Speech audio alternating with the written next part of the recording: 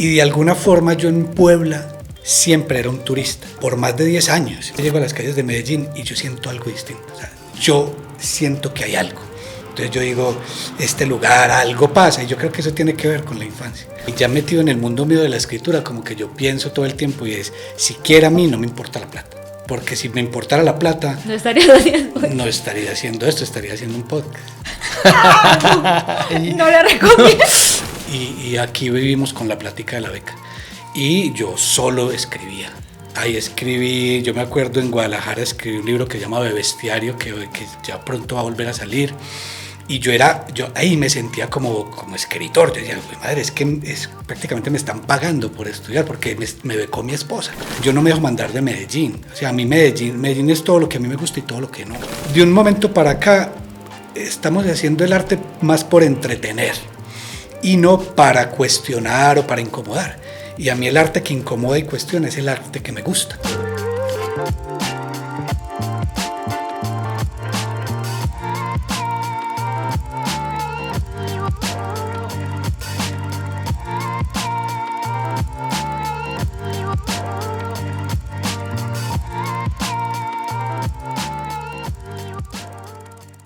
Hola, hola, bienvenidos a un nuevo episodio de No hay banderas en Marte.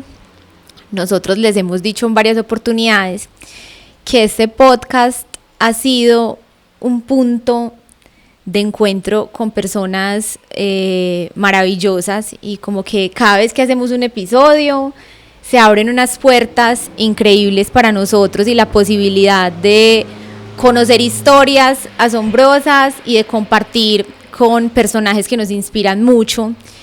Y bueno, y poderlos traer acá para que ustedes también los conozcan es increíble. Alejo y yo recordando cuando hicimos el episodio con Uweimar, el protagonista de Un Poeta, yo le pregunté, Uweimar, ¿cuál es un libro que tú recomiendas? Y me dijo, El fracasador de David Betancourt. Y bueno, eso se quedó así, nos quedó como sonando. Luego Hilmer nos habla de David. Y por ahí nos van llegando varias señales, y hoy tenemos frente a nosotros a David Betancourt, el escritor. ¿Cómo están? ¿Bien? ¿Qué más Laura? ¿Qué más Alejandro? Un gustazo. Y me gusta llegar a los lugares así, que gente tan querida y tan talentosa como Hilmer Mesa y Uweimar hablen de uno, pues ya ganamos, ya entramos ganando, entonces es una maravilla. David, muchas gracias por aceptar la invitación. En realidad, para mí, este es como de verdad los privilegios que nos ha dado el podcast. Más que de pronto que algunos lo vean en la calle y que nadie vea los del podcast, es como poder tener el lujo de convencer a alguien que se siente a hablar con uno. Es como una excusa perfecta para conocer personas que a uno le parecen muy interesantes. Entonces te agradezco mucho que estés acá. Y bueno, empecemos esta conversación. Ojo, y que no son conversaciones de 5 minuticos, o sea, sentarse a hablar largo y tendido y profundo de la vida de la gente, eso es un lujazo. Eso es un parche, pues yo soy todo lo contrario, yo vivo en Marinilla y vivo en una montañita guardado, y a mí me encanta estar guardado, entonces la gente lo ve a uno como ese muchacho tan amargado, no sale, y es que a mí verdaderamente eso es lo que me gusta, como estar muy conmigo, y soy... Pues no soy que de muchas conversaciones ni de muchas cosas, pero pues en lo que me metí me toca, pero además hay lugares donde uno se siente bien acogido. Yo empecé a ver lo de ustedes y yo dije, pues por aquí es, ¿cierto? Y es bacano por lo que decían, y me gustó mucho la entrada, y es, ¿quién habló de vos? ¿Y por qué yo estoy acá? Pues por personajes que uno admira y quiere. Arranquemos hablando un poquito de vos. Naces acá en Medellín.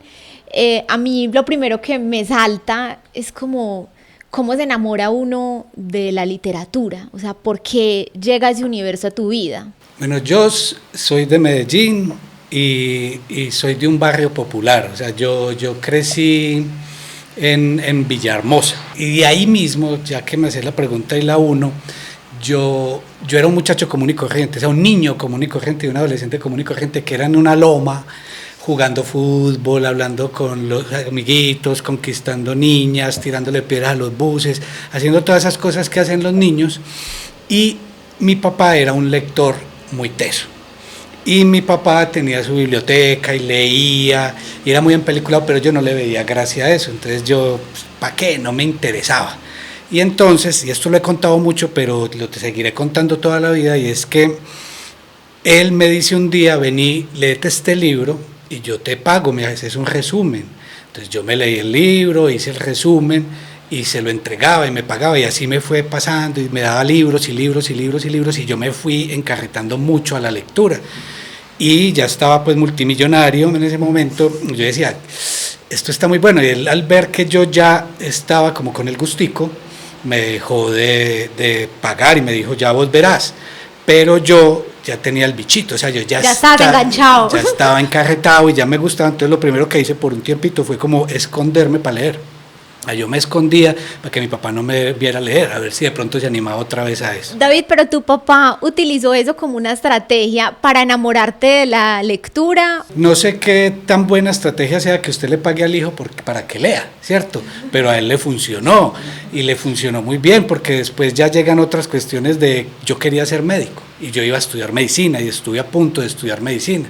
Y un día mi papá, estábamos ahí, yo dije, yo estudié en un colegio religioso que se llamaba Fray Rafael de la Serna, y yo dije, yo quiero escribir un panfleto anónimo, o sea, lo firmo con seudónimos y todo para que no sepan que soy yo, y voy a hablar sobre los curas, sobre los precios de la tienda, sobre miles de cosas que me molestaban, y mi papá me lo ayudó a escribir. Eso se llamó El Impío, y salió, y eso fue una locura.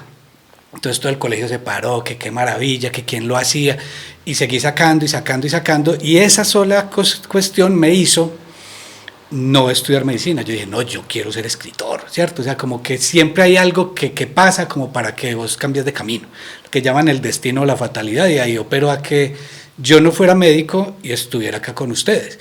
Si fuera médico, pues tal vez no los conocería, o el mundo sería muy distinto.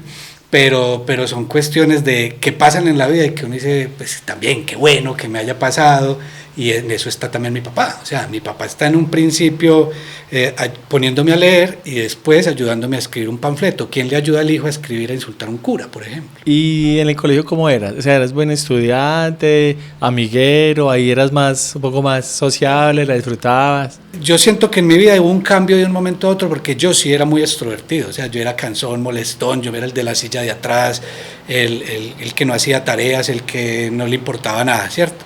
Y de un momento a otro me volví tímido. Pues, ¿qué habrá pasado? Necesito un psicólogo que me diga, ¿cierto? Pero sí pasó algo en mí que me hizo tímido. Y ahora, ya con lo de la literatura y estas cosas, que me toca ir a ferias y a tantos eventos y cuestiones, pues uno intenta como decir, bueno, soy el mismo de antes, ¿cierto? Incluso yo era del nivel, que ya les hablé del impío, que cuando se volvió eso tan polémico, llegó los curas y dijeron, viene un psicólogo a hablar, a descubrir quién escribió El Impío. Y entonces llega y empieza por uno a mirarle los ojos, y que según una teoría de yo no sé qué en alemán, voy a descubrir con solo mirarle los ojos. Y él decía, usted no es. Y apenas llegó a donde mí, el muchacho, el señor que era un psicólogo del colegio, decía, vos tan bruto, ¿qué vas a hacer? Me dijo pasito y siguió. O sea, ese era el concepto que tenían de mí, porque es que era pésimo en matemáticas, era pésimo en todo, pero era bueno desde siempre en español. A mí me iba bien en español, por más que no era el lector hasta después de eso.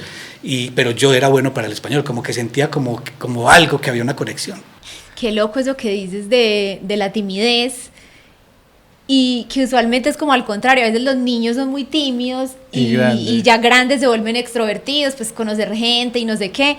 También creo que de pronto hay una relación ahí estrecha, como que el ejercicio de escribir es un ejercicio también como muy solitario y muy íntimo.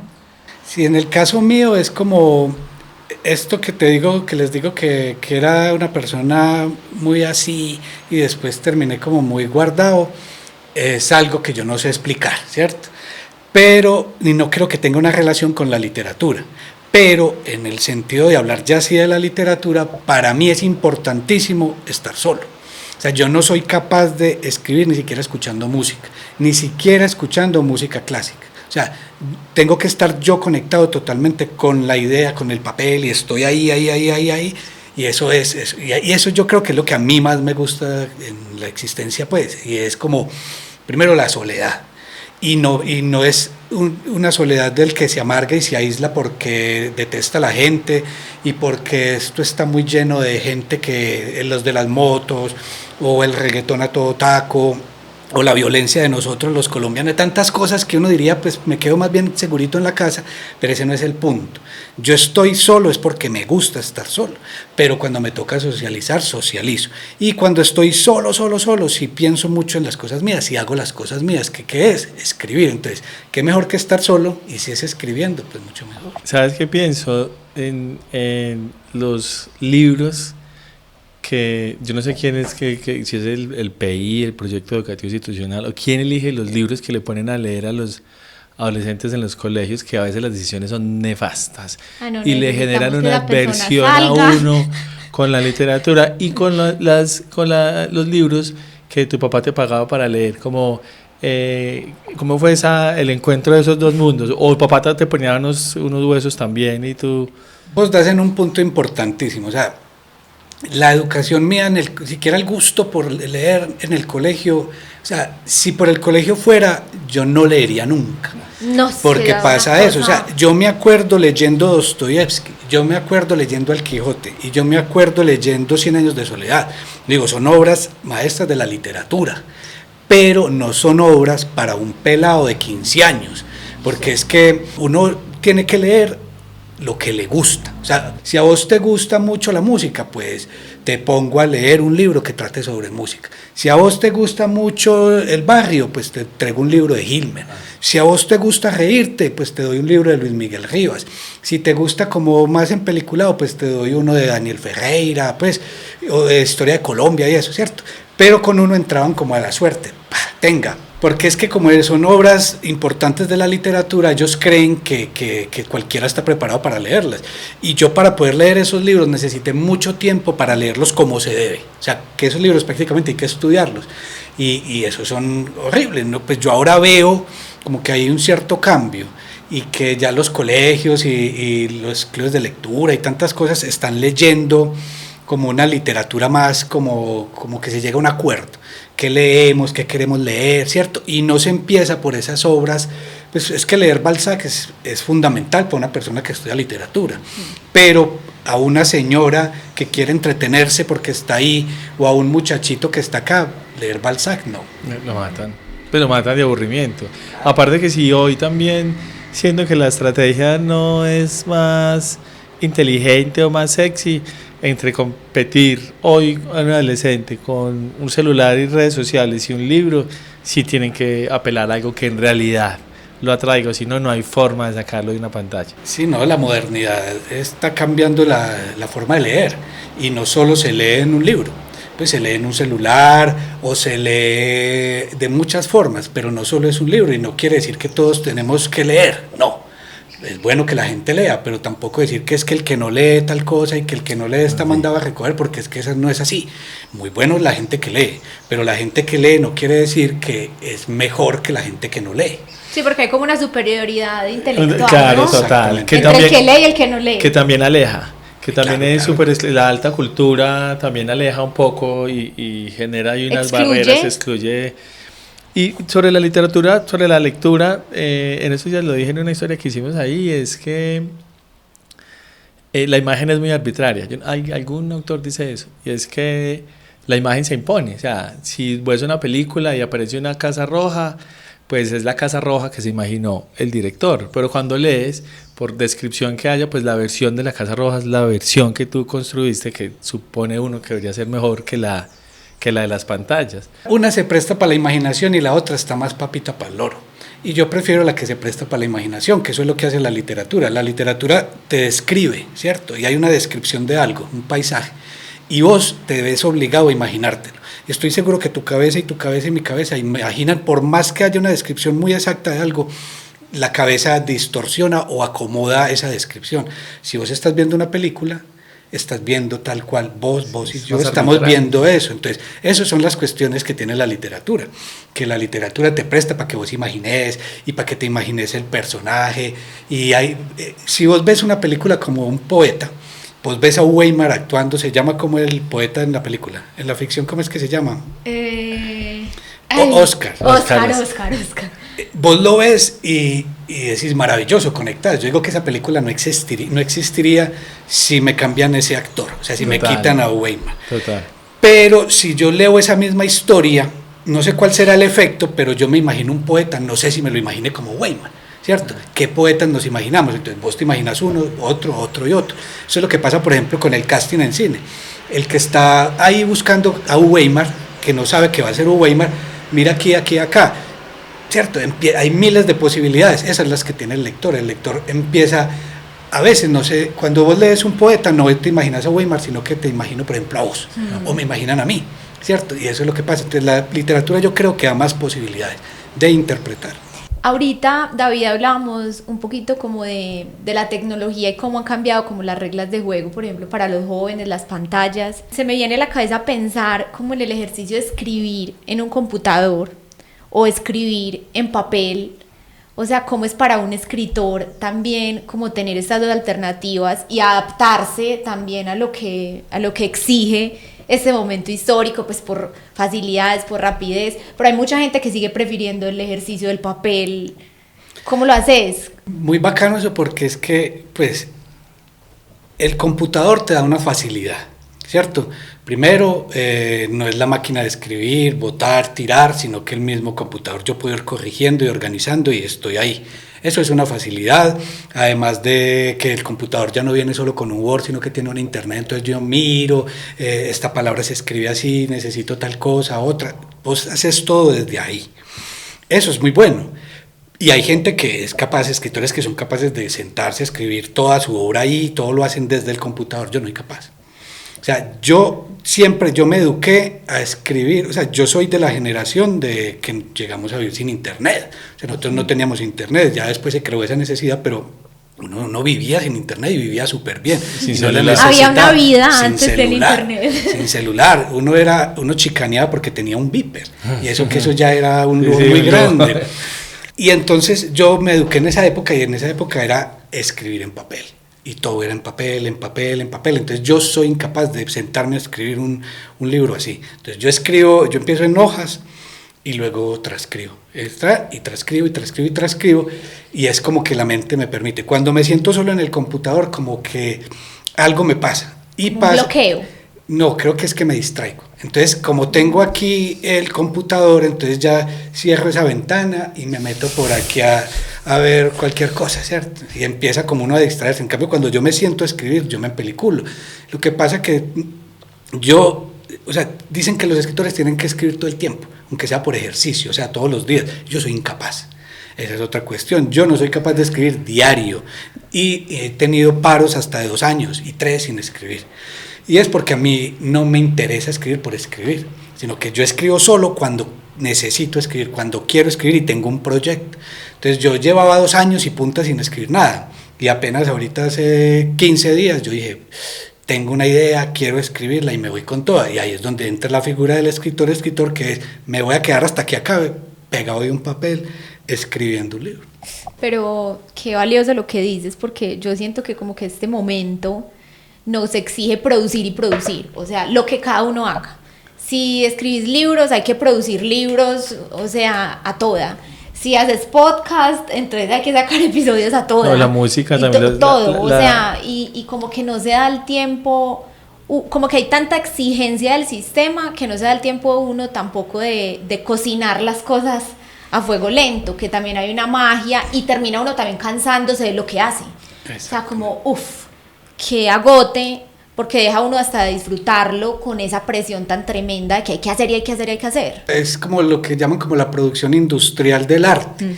O sea, está muy bien que haya producción industrial de camisetas, ¿cierto? Y de cachuchas y de cosas que necesito vender, pero es que el arte va por otro camino. Entonces la literatura, si un escritor que empieza a sacar libro, sospechen, porque es que ya lo que quiere es vender, y pasa mucho en la literatura colombiana.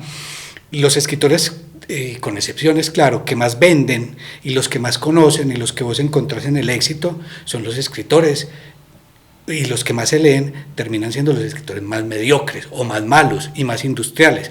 Los que cada 6 meses o cada año terminan sacándose una obra maestra de 500 páginas que todo el mundo dice que es maravillosa, pero nadie lee. Que uno dice, pero ¿por qué este?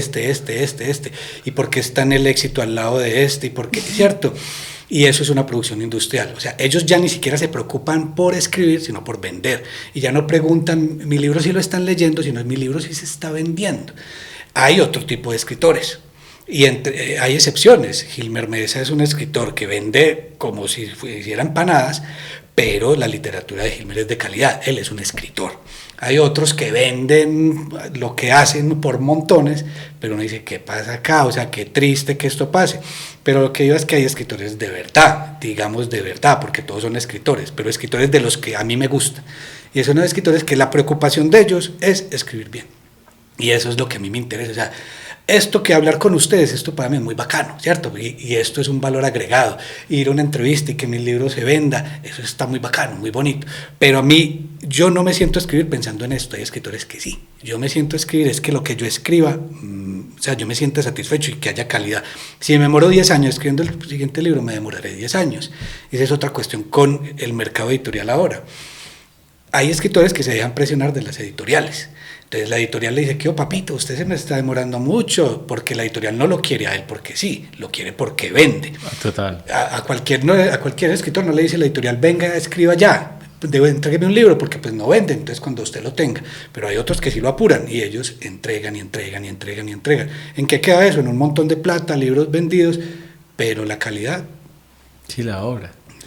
Con Weimar hablamos sobre lo difícil que es vivir del arte, ¿cierto? Que también es como otro tema ahí bien delicado que entra cuando decimos, bueno, es que hay que ser como muy fiel a lo que uno es, en lo que uno cree, pero también hay que sobrevivir. Y eso a veces se pone complicado. Entonces decíamos como qué tristeza, como está de subvalorado el arte. En algún momento como que pensaste, dudaste, como voy a ser escritor, pero todos en Colombia pues tenemos como una idea de que vivir de ciertas profesiones es complejo, entonces como que juepucha, yo no soy una persona adinerada que pueda hacer de esto mi hobby y no necesite esperar una retribución económica, como que se te cruzó por la cabeza. Hay gente que sí vive del arte, y el arte es muy amplio, ¿cierto? Pero de la literatura es más difícil, porque es que un escritor famoso, por lo general, el público de un escritor famoso es nada. O sea, es famoso en el círculo de la gente que lee, pero no sale a otros campos. Un cantante es famoso para todo el mundo. Y cuando yo fui escritor, primero yo empecé a escribir y yo no me hacía la pregunta de si yo puedo vivir de lo que hago, porque yo sabía que no. Yo decía, no, esto no voy a vivir. Pero sí tenía como, yo lo que quería era no trabajar. Entonces yo decía, voy a estudiar. Entonces estudié comunicación, periodismo, y después dije, ya tengo que salir a trabajar. No, voy a estudiar. Entonces me metí, estudié filología, ¿cierto? Aplazando como el trabajar. Luego hice maestrías y doctorados como en México, hice la maestría y el doctorado, y la hice porque yo sabía que no iba a vivir de la escritura. Entonces yo dije, si no voy a vivir de la escritura, por lo menos vivo 6, 7 años de México, que me paga una platica por hacer una maestría y por hacer un doctorado, ¿cierto? Ya luego uno se gradúa y empieza a ver ya el mundo de los libros, y entonces casi uno dice, no, pero es que aquí hay un personaje de un libro mío que dice que estudió filología y que lo que se gana con él, lo que se hace con eso es aguantar filo. Y eso exactamente es lo que yo hice cuando estudié filología. Sabía que eso es lo que iba a hacer, o sea, que eso no me va a dar plata. Pero también estaba como con la idea de que no me interesaba. O sea, yo soy muy desprendido de la plata, ni siquiera sé qué es la plata, incluso en la relación con mi esposa yo no me meto con la plata, ni me interesa. O sea, yo tengo una distancia con la plata, no sé si eso es bueno o malo. Y ya metido en el mundo mío de la escritura, como que yo pienso todo el tiempo y es, siquiera a mí no me importa la plata. Porque si me importara la plata, no estaría haciendo esto, estaría haciendo un podcast. No lo recomiendo. No se vaya a meter ahí. Mala decisión. La hubiera cagado. Bueno, antes de empezar a grabar, estamos hablando de Conciencialmente. Vos viviste en una ciudad muchos años, que fue la ciudad donde Laura y yo nos conocimos, en Puebla de Zaragoza. vos en algún momento, mientras estudiabas filología y pensabas, parce, esto seguramente no me va a dar, voy a migrar de pronto en otra parte, valoras más el arte o a intentar otra cosa, ¿pensaste en migrar o por qué llegaste a Puebla? Sí, eso es tremenda historia.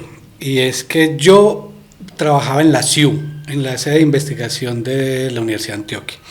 Y mi trabajo era hacer actas de comités de reuniones. Entonces yo me sentaba y ellos empezaban a hablar cosas que yo no entendía y yo después hacía un acta. Y era una cosa muy cómoda, yo estaba muy tranquilo y muy relajado. Y mi esposa un día dice, yo no quiero más estar acá. Estoy muy joven, quiero algo nuevo. Algo nuevo. Y entonces se fue para México. Y yo dije, vaya, mire, y yo me quedo aquí haciendo mis actas porque eso es muy cómodo. Y ella estudió literatura en Guadalajara. Y un día yo dije, no, yo me voy a ir, yo a esta muchacha la quiero mucho, me voy a ir detrás de ella. Y me fui porque ella, y eso sale en un cuento de un libro mío que se llama El Fracasador, el cuento se llama Reemplazando a García Márquez, yo me fui detrás de ella y ella me dijo, escriba, solo escriba. Y aquí vivimos con la plática de la beca. Y yo solo escribía. Ahí escribí, yo me acuerdo en Guadalajara escribí un libro que se llama Bebestiario, que ya pronto va a volver a salir. Y yo ahí me sentía como escritor. Yo decía, güey, madre, es que prácticamente me están pagando por estudiar, porque me becó mi esposa. Y a mi esposa la becó el gobierno mexicano, pues el Estado.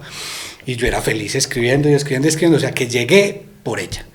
Porque yo sí era muy guardado. Entonces, si ella no se hubiera ido, ¿qué sería de mí? Muchos libros no saldrían porque tengo libros que son totalmente basados en México y en mis vivencias mexicanas.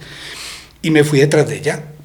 Y vivimos en Guadalajara como 2 años, ella terminó su maestría y luego ella siguió y se fue para Puebla a hacer el doctorado. Y yo me fui detrás con la misma fórmula. Yo estoy ahí guardadito y ya ahí escribiendo tranquilo y relajado hasta que hora de partir, ella hizo el postdoctorado y ya teníamos que regresar y yo dije, ay, a mí me encantó Puebla, entonces yo no me quiero ir. ¿Qué me tocaba hacer? Estudiar. Me metí a estudiar una maestría para aplazar 2 años mi venida y después un doctorado para estar 4 años más en México, porque no quería tampoco trabajar. Y ahí fue, o sea, esa fue mi llegada a México, como becado por mi esposa y después estudiando. Pero ustedes ya se habían casado acá.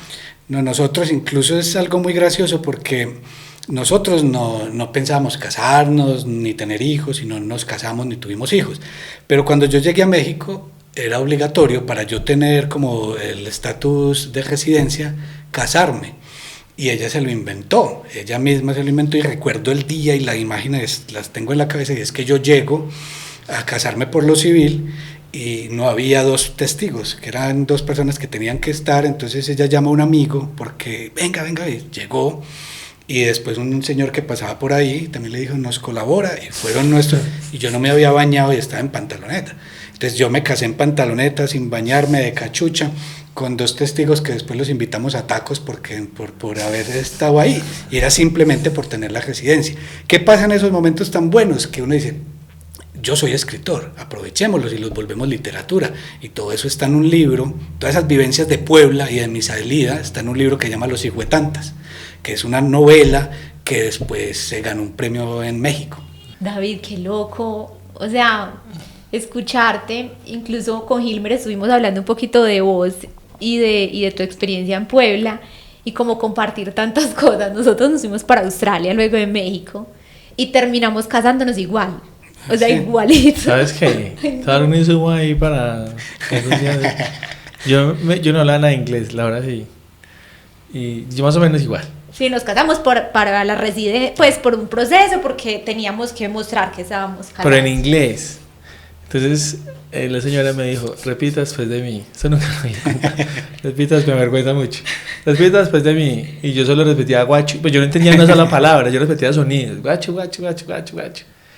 Y ya, o sea, como ya se acabó la parte de repetir, ella seguía hablando y yo seguía repitiendo. O sea, me casé, o sea, como ya, pare, no repita más. Yo me casé y no entendí una sola palabra de... Pero usted dijo que aceptaba. Ah, sí, acepté. Pero fue más o menos así, por un tema de la residencia, era más cómodo para nosotros extender una visa si estábamos casados, hicimos exactamente. La separación ya es en español. Sí, te hago entender. ¿Y cómo fue esa relación con México y con nosotros de esta parte del país? Somos como más arraigados, más familiares, más tradicionales. Hay una hipótesis sobre Medellín que una razón por la que uno como la idea tan conservadora y dos de preservar tanto lo de acá es porque estamos encerrados en montañas. Y ¿cómo fue esa relación con México? ¿Extrañabas mucho? ¿Estabas fascinado por la posibilidad de no trabajar y la academia también, de sentarte a escribir? ¿Cómo fue ese momento? Bueno, yo sufro de una cosa que es como una nostalgia por los lugares, que no me pasa con la gente. Es raro, o sea, yo sé que alguien que quiero mucho me dice, ya no nos volvemos a ver, y yo digo, bien, y lo supero. Pero yo salgo de un lugar y ese lugar me sigue persiguiendo. Y yo pensé que eso me iba a pasar con Colombia. Yo me fui de Medellín y yo decía, espera, que yo vuelvo acá y que lo voy a extrañar, y ni cuenta me di. O sea, a mí Medellín no me hizo nada de falta, ni Colombia, ni nada. No me hizo falta las comidas, absolutamente nada. O sea, a mí lo que me di cuenta yo en esa ida es que lo único que me arraigaba a Colombia era la gente que quería. Entonces yo decía, hay una nostalgia por los lugares, pero lo único que me importa de esos lugares es la gente que yo quiero. Y me encontré con un país, México, o por lo menos con una parte del país que es como la parte del centro, o digamos ni siquiera el país, con Puebla, que es una ciudad que de alguna forma es muy parecida a Medellín o a Antioquia en general, y era todo lo que a mí no me gustaba en Medellín, que era la gente conservadora, rezandera, esas cosas maluquitas me las encontré allá y con eso me tocó convivir. Yo digo, a mí me preguntan mucho, incluso sale en la novela, y es ¿qué me gusta de Puebla? Yo digo, Puebla es lo mejor que hay en el mundo. Lo único malo de Puebla es los poblanos, que en Puebla los llaman pipopes, pinche poblano pendejo. Y es eso, pues como esa gente. Pero yo viviendo allá empecé como a darme cuenta de dónde vivía yo antes. Entonces es lo más extraño, y es que yo estando en Medellín no me daba cuenta de cómo era Medellín, pero cuando salí de Medellín ya desde la distancia lo empecé a ver. Entonces se me hizo más clarito Medellín, o sea, me hizo más clarito Colombia, y empecé a ver un montón de cosas que no veía viviendo acá.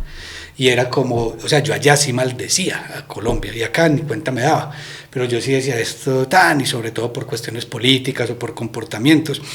Y de alguna forma yo esperaba cuando salí como alejarme de lo que tanto odio de acá, que era como esa violencia que nos tenemos tan acá como de nosotros, que estamos tranquilos y por cualquier bobada ya terminamos en la cárcel porque matamos a alguien, o que no aguantamos que alguien toque el pito de un carro porque ya salimos a matarnos. Y yo quería aislarme de eso, pero creo que no me fui para el país que era, o sea, me tenía que haber ido para Australia y me fui para México, donde es exactamente, o sea, son culturas muy parecidas y hay como un cierto, o sea, los colombianos y los mexicanos ponemos a la patria por encima de cualquier cosa, incluso el nivel de la mamá. Y si usted habla mal de Colombia, otro llega y se le para y le dice, ¿pero usted por qué me está hablando mal de Colombia? No, de que somos muy patriotistas y muy patrioteros. Y en mexicano yo creía que el colombiano era el más nacionalista y el más regionalista, pero cuando estuve en México me di cuenta que si hay alguien nacionalista es el mexicano. Pero vi que no eran tan regionalistas, porque acá sí somos demasiado regionalistas. O sea, el paisa es Antioquia Federal y estas carajadas que hablan todo el tiempo. Y eso es pues como experiencias pues de México, eso, como que quería mirar, creí que había un mundo distinto y me terminé encontrando con lo mismo. Y ahorita que Laura mencionaba lo de Medellín, eso me saltó como la duda, y es, Medellín es Colombia, pero Medellín más, que exige mucho hacer, porque se premia mucho la berraquera y la pujanza, y es para adelante, para adelante, para adelante. Y vos ni siquiera querías trabajar. ¿Cómo era el entorno? ¿Cómo te veían los otros? Y vos como, me estoy pegado y no me importa, o con la relación con eso. Y eso siento que está un poco en el fracasador, como la antítesis de lo que se espera de un antioqueño próspero. Sí, o sea, yo nunca me sentí como estancado. porque si me pongo a ver, pues nunca estuve estancado. Y digo que nunca es porque siempre hice lo que quería. O sea, yo soy de las poquitas personas que sin plata y vivía feliz. Como que no tenía como esas pretensiones que tienen otros. Y vuelvo y digo, mis pretensiones eran por otro lado. Eran como más de lo mío, como más del alma, digámoslo, como más del espíritu, como qué bueno escribir un librito bien bacano, que me guste y esto, pero no era como conseguir plata, ¿cierto? El paisa del antioqueño es muy de eso, de quiero conseguir plata y como que las aspiraciones van por otro camino, pues lo hablo generalizando, pero pues hay otros que son como yo, por ejemplo, sí, que no tiene como esas necesidad de figurar y de ganar. A mí me encantaría que no verme, pues que no me vieran, eso me encantaría, como estar más guardadito y eso. Hay un escritor que se llama Tomás González, y usted nunca lo ve en una entrevista, nada. Porque yo voy a entrevistas y porque estoy en toda parte, no es porque yo quiera que me vean y no es porque que no digan que están estancados, sino porque me toca, ¿cierto? Porque yo sí ya no vivo en México con que me paguen, ya no tengo esposa que me beque, entonces ya sí necesito alguna platica y esa platica se hace dejándose ver, porque es que ya la literatura incluso no es, o sea, no se queda en solo escribir.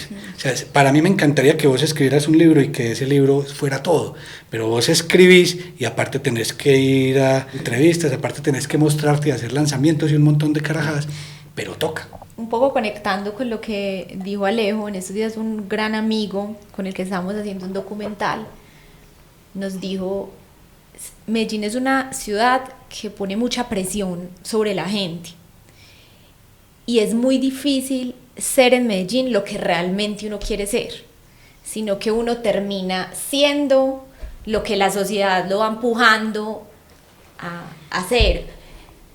¿Vos sentiste como la presión de la gente, como de la sociedad? Como que yo sé que muchas veces uno no se siente mal, pues uno dice, no, es que yo quiero hacer esto y a mí no me importa si no tengo mucha plata, pero yo sí tengo una cantidad de gente alrededor mío, llámese familia, amigos, conocidos, vecinos, que me están todo el tiempo mirando como, este quiere hacer un culo, o ese ahí y nada le revienta. Como que sentiste un poco como ese peso. Nada, yo no, como que no voy con las presiones, incluso cuando yo iba a estudiar, era medicina y después también como que coqueteé con el derecho, era como algo que uno sentía como que sí, bueno, como que hacerlo porque por ahí es, no un escritor, no vas a ser un escritor, pero ese es como lo único que yo diría que va por ahí, que hay como una cierta presión como que está por ahí encimita para decirte que hay que hacer algo que dé plata.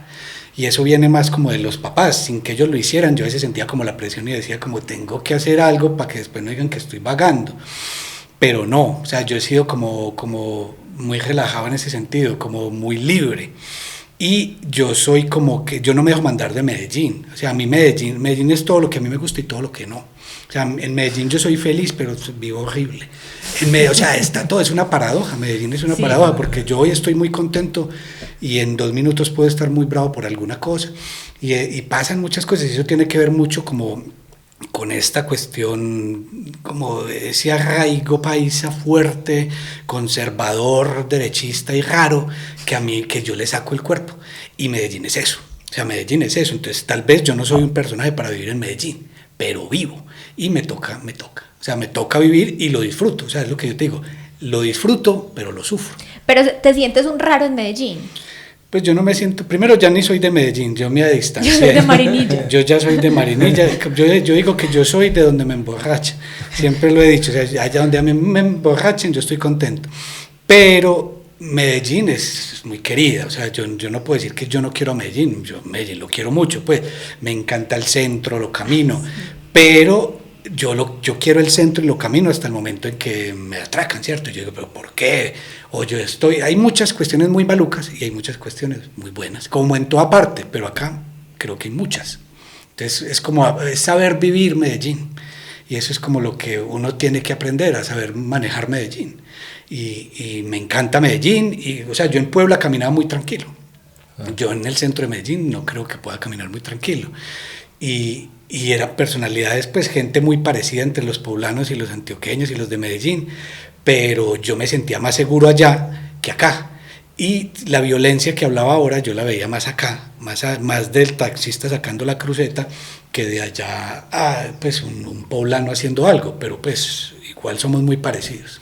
Y qué loco las noticias, porque ahorita, o sea, uno escucha muy recurrentemente colombianos que dicen, no, yo a México no voy. O sea, incluso desde que nosotros fuimos, que fue en el 2012, o sea, hace mucho más, hace 14 años, y en ese momento nos decían, ustedes se van a ir para México, ustedes están locos, ese país es súper inseguro, ¿cómo se van a ir para allá? Y nosotros como que nos miramos. Sí, pero si Pero- somos colombianos. Pero sí. es otra cuestión muy distinta, y es que este México que ya nos recomiendan es muy parecido al Medellín de los 80 y 90. O sea, el México no recomendable es por el narco, no por los centros. O sea, vos vas al centro de Ciudad de México, de Puebla, y vos lo disfrutas mucho, y vos estás tranquilo. No pasa lo mismo en un centro. Usted no te puede sentar en el Parque Bolívar o en el Parque de San Antonio a andar tranquilo. Pero esa herencia del narco colombiana la tienen allá, ahora eso sí está potenciado, y por eso México es muy inseguro, en ese sentido es muy violento, que es como si una copia del país, De lo que pasó acá en de lo algún que momento. pasó acá. Pero caminar las calles yo sí sentía como mucha más tranquilidad allá, y veo que en la periferia de México, de las ciudades de México, es donde se pasa lo que se ve acá en el centro, en los centros. O sea, lo que vos te encontrás en el Parque Bolívar, en el Parque San Antonio, en el Parque Berrío, vos, la indigencia y que vos te sentís inseguro, eso no pasa en los centros de esas ciudades, pasa en la periferia.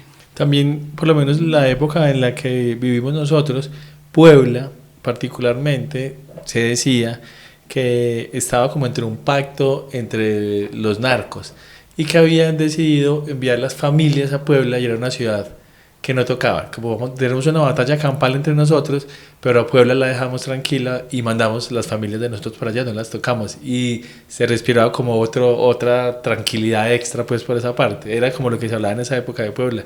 No sé qué tan cierto. No, yo no sí. tengo ni idea de eso, pero lo que sí siento es que nosotros crecimos con una palabra que es la zozobra. Nosotros siempre éramos como, y por eso cuando uno llega al barrio más peligroso de México, de donde sea, vos te sentís tranquilo, porque es que es verdad, y lo tengo yo en un libro que es como, te dejaste robar de un poblano, o si sos una loca, o sea, vos paisa y te dejas robar de otro, y es como, eso también está mucho en la cultura paisa, como Sí. ser vivarachos, o sea, que es como una cualidad saber engañar, cuando es todo lo contrario. ¿Qué tal esa llegada? O sea, ¿qué tal esa experiencia de aterrizar en México? Pues también becado por tu esposa, y decir, bueno, vamos a intentarla viviendo acá, que muchas veces lo que le sucede a uno es que después se enamora, pero al inicio como que todas esas fricciones de me vine a dejar de hacer mis informes, que estaba ya tan cómodo. Exacto. Y me vine para acá, y qué tal que esto como que no termina de cuadrarme. ¿Te pasó algo así? Pues yo no fui con ninguna intención, como pasa mucho, y es que yo voy a otro país porque necesito trabajar, porque no tengo trabajo y no tengo cómo sobrevivir, ¿cierto? Cómo mantenerme. O no voy con la presión de que necesito conseguir plata, nada. O sea, yo fui muy tranquilo, o sea, yo fui a vivir la ciudad, o sea, yo fui como a estar sin estar mortificándome por plata. Entonces eso es una ventaja que poquitos se dan. Incluso ni siquiera fui a estudiar en un principio, entonces no había presión que estudiar, que la universidad, nada. Entonces yo allá me volví tremendo chef. Me tocaba aprender, empecé con corrientazos y luego ya los fui organizando un poquito, y eso es... Pero corrientando ya de avanzado. Sí, claro, es avanzado, pues aprendí, y eso pasa algo, y es que uno también se da cuenta, y eso también es muy paisa, y es dejarse criar en extremo de la mamá. Entonces yo me dejé criar tanto de mi mamá, que era tan mantenido que no era capaz de hacer un huevo. Entonces yo digo, no sé cocinar, no sé hacer un arroz, no sé hacer nada. Entonces llego allá y prácticamente tengo otra mamá, que es una esposa que te dice, vos no te puedes quedar como un bobo, y entonces aprendí a cocinar, ¿cierto? Entonces me volví cocinero, después me volví jardinero, luego me volví ciclista, y me empezó a cambiar la vida y a ver una vida muy distinta a la que tenía acá. y ya era camine, ande, intégrese, aprenda otra cultura.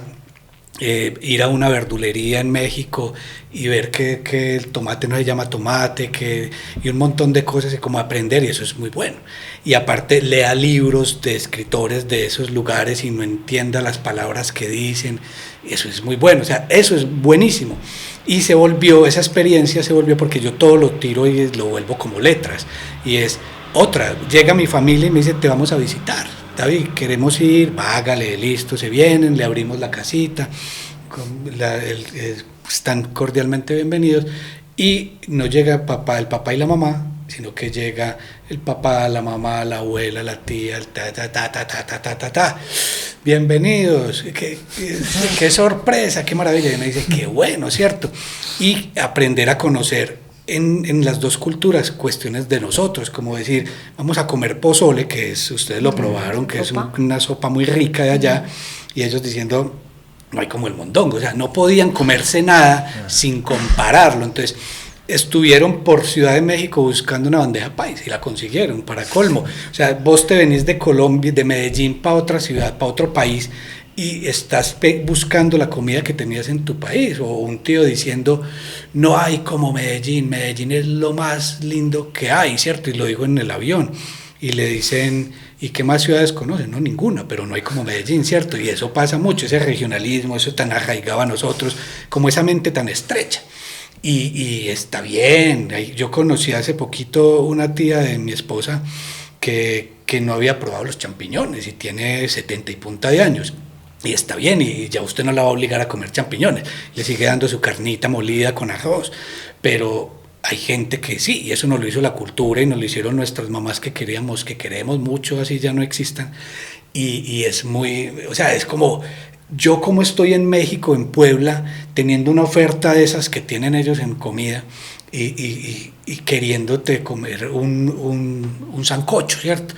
O tequila y no hay un guaro, ¿cierto? O sea, como lo de nosotros, solo lo de nosotros, y en eso me enfrenté, pero si vos ves a los mexicanos es lo mismo, tráete un mexicano para acá y no es capaz de... Que nada le sabe. La comida no le sabe. No sabía nada, qué cosa tan insípida. Nada le sabe, y si no hay tortilla, pues no hay comida, y si no hay chile, pues si no hay pique, no hay nada. Vos escribís mucho, David, sobre cosas muchas, muy medellinenses, sobre personajes, creas unos personajes también sobre la noche, la fiesta, y en eso pues el lenguaje también es muy de la región. ¿Cómo te fue enfrentándote con esto en México, con la Academia Mexicana, cuando pasabas los textos a los profesores que decían, pues marica, es que no te entiendo porque no entiendo qué quieres decir? ¿Qué tal ese desafío? Bueno, hay que separar, una cuestión es la literatura y otra cuestión es la academia. Yo en un texto académico no puedo utilizar el lenguaje popular de nosotros, o sea, yo no puedo utilizar esas fórmulas rutinarias y esas cosas que nos entendemos entre nosotros. Eso yo lo hago en la literatura, ¿cierto? Yo en la literatura puedo decir cosiampirar y empezar a jugar con el lenguaje, hacer sin importarme si en México lo entienden. Pero en la academia es todo como ese lenguaje estándar, como esa escritura estándar de diccionario que todos entendemos, así es la academia. Pero sí me pasaba leyendo libros mexicanos, no de la gente del centro, sino como del norte, del sur, que es como decir a leer a los costeños y a los paisas y a los antioqueños, y uno dice estas palabras que utilizan, o sea, por ejemplo, yo utilizo un montón de lo que llaman parlache, que no es parlache, pero que es eso, como ese lenguaje popular, ese lenguaje coloquial, yo lo utilizo mucho en la literatura. Lo leían los mexicanos y decían, uy, ¿esto qué? ¿Y esto qué? ¿Esto qué? Y no pueden ir a un diccionario a traducir, o sea, eso no se puede traducir, ni siquiera vos tenés que buscar un montón de expresiones que nosotros tenemos en Google, pues, como buscarlo porque no existe otra referencia. Pero yo no escribo para que me entiendan en México, ¿cierto? Yo escribo, si mi personaje es mexicano, es colombiano o es paisa, que hable como paisa, yo no lo puedo poner a hablar neutral, ¿cierto? Yo no lo puedo hablar el español estándar, yo lo pongo a hablar como habla una persona de nosotros, ¿cierto? Como nosotros, y ahí está la cuestión, que entienden por contexto, y eso pasa. Yo leía a esos mexicanos y yo decía, que cómo suenan, qué palabras y esto, y no entendía. Después ya viviendo allá las entendí, pero si no hubiera vivido, pues el libro lo iba a entender, así no entendiera muchas palabras. ¿Qué tal la experiencia del doctorado allá? Yo sí pienso que la academia en Colombia es más exigente que la academia mexicana. Y yo solo tengo agradecimiento con México, pues porque me patrocinó los estudios de maestría y de doctorado. Pues, ¿qué me queda agradecer? Pero sí es como algo más laxo, es más suave, y tal vez es porque ellos tienen becas para ellos, y entonces el que quiera estudiar, estudia. En Colombia no tenemos la posibilidad. Si vos querés estudiar una maestría y un doctorado, pues tenés que pagar un billete largo. O ganarte ese cupo siendo... Pero con mejor dicho. Exactamente, sí, ser un promedio muy alto y eso, y si eso pasa, le pasa a uno o a dos. Entonces esa es otra cuestión, que uno dice, que bueno México en ese sentido, que te da las posibilidades, o sea, que no es que te becan, vos vas a estudiar porque te becan, no, te pagan, o sea, vos vas casi como si fueras a trabajar, te están pagando por estudiar, o sea, eso es lo que uno dice, yo estoy trabajando, estudiando. Eso es muy bueno, en Colombia no se puede. David, ¿era un salario, o sea, lo que te pagaban por hacer el doctorado, te daba como para vivir bien? Sí, eso, si vos estudias en una universidad pública, sí. Si estudias en una universidad privada, pues la beca se la lleva a la universidad privada, pero si es una universidad pública, te queda toda la beca para vos. Y es un sueldo, pues es un buen sueldo como para vivir. Igual en ese tiempo Puebla era una ciudad barata. Pues era que en comparación con Colombia de ese momento era una ciudad mucho más barata. Entonces esa platica caía muy bien. Y sí, pero no es que uno diga que te haces millonario, pero si vos sos juicioso cuidando la plata, es muy bueno. Sí, o ahorrás. Lo que yo hice fue que nosotros nos ahorramos las becas, mi esposa y yo nos ahorramos las becas para después tener acá como vivir algo. En Colombia yo tengo entendido, no sé si todavía, por las becas de Colciencias te obligan como después de un tiempo a si ellos te necesitan, pues la prioridad es que tienes que trabajar con lo que necesite Colciencias. Algunas becas.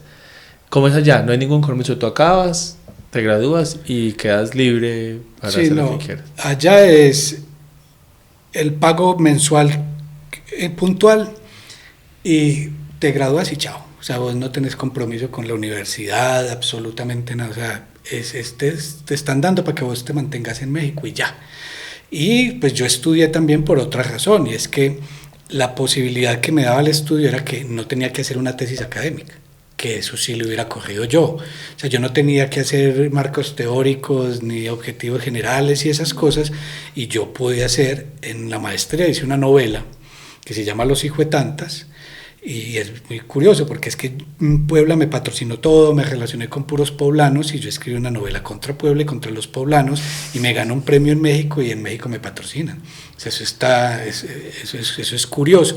Y el doctorado fue eso, el doctorado fue una novela, y es una novela inédita que ahí la tengo guardada para cuando sea el momento, y eso sí es mucho mejor porque eran 4 años y es 2 años viendo 4 materias en total y 2 años libre. O sea, tenés 2 años libre para escribir la novela, sin nada más. Si vos tranquilo, y yo esos 2 años los hice viniéndome para Colombia.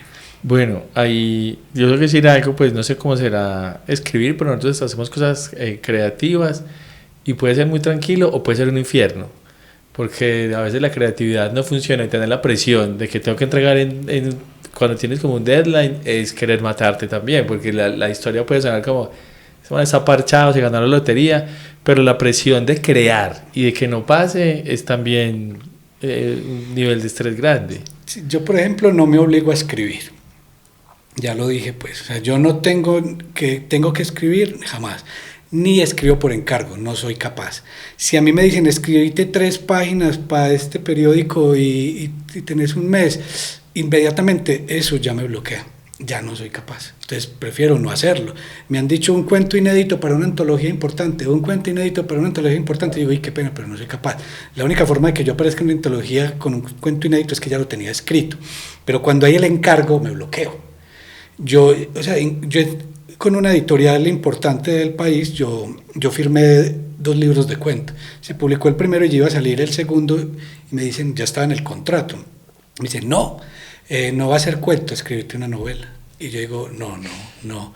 Ahí te ponemos un editor para que la escriba con vos. O sea, unas cosas que se mueven ahí, pero uno dice, en el momento que a mí me encargan algo, ya no soy capaz. Porque, o sea, primero escribir me da mucha lidia. O sea, se me dificulta por montones. O sea, es que el que dice que escribe y es así, que se va suelto, que parece como en patines que uno va, que estará escribiendo. A mí se me dificulta un montón. Y por eso, y yo puedo tener muchos libros, pero es porque cuando tengo un proyecto me tiro un año entero escribiéndolo, o sea, no paro y voy derecho y me mato y ahí sí cancelo todo lo que me llega, pero mientras tanto yo estoy como tranquilo hasta que tenga algo para escribir. O sea, escribir es dificilísimo, como todos los artes o como muchos artes, y para unas personas más. Hay gente pues que también es muy buena para escribirse una novela muy tesa, pero y así suelto, como si nada. Yo no soy de esos. Pues sos como muy crítico de, como lo has mencionado, de algunas cosas de la sociedad colombiana, que creo que todos coincidimos y que hay cosas que funcionan muy mal. Escribes un libro sobre como las cagadas que se mandan los poblanos, la sociedad poblana, y utilizas un poco el humor también y la cotidianidad. Quiero dar como un contexto, dice, cada vez como que la crítica nos genera más ruido. Hoy con la necesidad de hacer las cosas mejor, pues estamos en un momento histórico mega sensible y no se puede decir nada porque alguien puede salir herido susceptiblemente. Pues. Sí, somos muy delicados. Estamos en una época del delique. Si yo quisiera decir todo el veneno que tengo para tirar, yo me cubro con algo que es la ficción. O sea, ya entré ganando. O sea, yo no estoy escribiendo una columna de opinión. Si yo escribo una columna de opinión diciendo tales por cuales a yo me hago cargo de lo que digo. Pero yo en la literatura yo ya voy blindado, porque yo puedo decir que Héctor Abad es un pésimo escritor y ya me protege, ¿cierto? Lo digo en la literatura. Si yo lo digo en un podcast, ya me tengo que hacer cargo de eso, ¿cierto? Eso. Y aparte, me protege el humor. Porque el humor, si yo estoy escribiendo un libro muy serio y un montón de cosas, como que saltaría la crítica, como que se vería rara. Con el humor pasa desapercibido, pero a mí me han pasado ya cachos, como decir, hay gente que no sabe salirse, o sea, como que no entienden que es ficción. Entonces se delican. Entonces uno hace un comentario en un libro y pone ahí el nombre jugando, y ellos se sienten aludidos como personas. O sea, no saben que no son una persona sino un personaje, por ejemplo, y entonces ya ellos actúan, se salen de donde fueron nombrados, que es en la literatura, para ir a la vida real, digámoslo, a decir, el texto de la contracarátula de ese libro lo quitamos. ¿Por qué? Porque ya este personaje, David, no le gusta lo que yo escribo, y uno dice, no es que no me guste, es que el personaje que estaba ahí dijo que no le gusta. Ya hay gente, pues. Hay otros que sí saben aceptar la crítica. Fernando Vallejo se pasó gran parte de la historia en su literatura atacando, ¿cierto? Él tiene un problema muy grande, y es que atacó en la literatura, pero exactamente igual él. O sea, el fachito que se ve en la literatura, facho, misógino, todo lo que usted ve ahí, lo muestra él como ya salido del personaje. Entonces ahí es donde hay un dilema, pero esa literatura le cerró las puertas, porque se las abrió, porque empieza diciendo, jue madre, es que le está tirando a este, a aquel, qué maravilla, un escritor que le dé palo a otro, ¿cierto? Pero de un momento a otro eso le jugó en contra, ya la gente no se aguanta eso, y no se aguanta la crítica, y ya ahora en estos tiempos ya empieza usted a leer la obra de Fernando Vallejo y dice, misógino, tal cosa, y ya empiezan a enumerar. O sea, ya si seguimos así, la literatura de unos años va a ser rosita. Eso te quería preguntar, porque vos llevas muchos años escribiendo, y el mundo en esos años, creo que justamente desde que tú empezaste a escribir a hoy, el mundo ha cambiado mucho, el mundo cada vez cambia más rápido, y volvemos al tema de la hipersensibilidad. Vos a veces cuando escribes, ya dices como, eso que escribí hace 15 años, hoy. Y pasa con la música. Si Molotov hubiera lanzado seguramente el álbum donde jugarán las niñas, hoy los matan, los queman, los meten presos. ¿Te pasa a vos cuando estás escribiendo? O sea, la corrección política de estos tiempos, lo que estás logrando es que haya autocensura. O sea, vos ya entras censurándote cuando vas a hacer arte. O sea, ya no tenés la libertad que tenías antes. Entonces vos te vas a sentar a escribir y ya decís, ¿será que sí meto a este enano? Por ejemplo, porque yo tenía en un cuento un enano y una entrevistadora me dijo que cómo se me ocurría, por ejemplo, ¿cierto? Y yo entonces ya no puede escribir de nada. Porque incluso hemos llegado a niveles en que dicen, no lean este libro porque el protagonista de ese libro es un acosador de mujeres. Entonces yo a veces pienso, ese acosador de mujeres no es el autor, es un personaje. Y personajes como ese abundan. Entonces lo que está haciendo el autor es poner en la ficción cosas que pasan en la vida real. Entonces lo que yo digo es que estamos censurando temas por la corrección política y así no debería de ser. O sea, debería de ser que vos tengas libertad todo esto que estoy diciendo lo digo es de lo que se hace desde la ficción.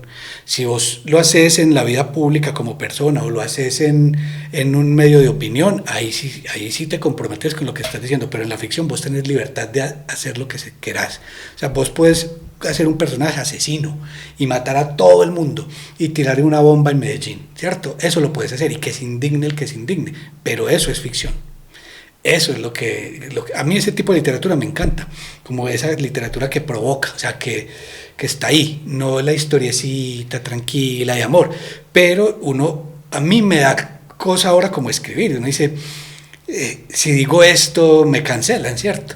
Pero no debería de ser así, todavía no me he dejado censurar o no me he autocensurado. En estos días hablaba con un escritor de acá que tiene un cuento que en su momento fue un boom tremendo, y el libro salió como en el 2007, y es unos muchachos que violan, emborrachan, llega una muchacha despechada, y ellos le dicen un traguito, y empiezan a beber con ella, y se toma otro traguito, y ella dice, ay, y dice el nombre de alguien, ¿cierto? De un novio que la acaba de dejar, y empieza ella a repetir el nombre, y todos a beber con ella, y le dan, y la llevan al apartamento, y la violan uno a uno, y ella mientras la violan repite el nombre del muchacho que venía repitiendo.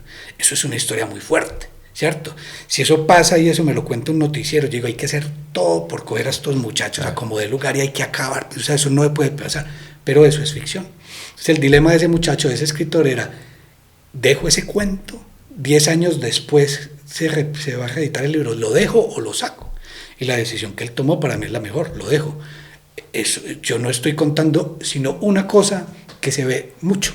Entonces yo no puedo dejar de contar asesinos, ni de contar violadores, ni de contar gente violenta por el simple hecho de que eso incomoda. No estoy contando la realidad, eso es como una de las funciones de la literatura, contar lo que verdaderamente pasa. Yo también soy de los que creo que es como una de las funciones del arte también. El arte está para eso, para también incomodar un poco, porque si no, entonces, si no es el arte, entonces, si en otros escenarios no se puede hacer, el arte tiene que tener ese permiso de generar ruido. Eso que vos decís a mí me encanta por una simple razón. De un momento para acá estamos haciendo el arte más por entretener y no para cuestionar o para incomodar.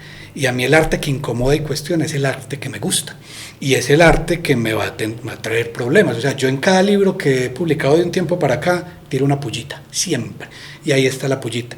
Y esa pullita le va a llegar a un escritor, a otro, y al otro, y al otro, a una persona, hasta que llegue un momento en que digan, ¿este qué?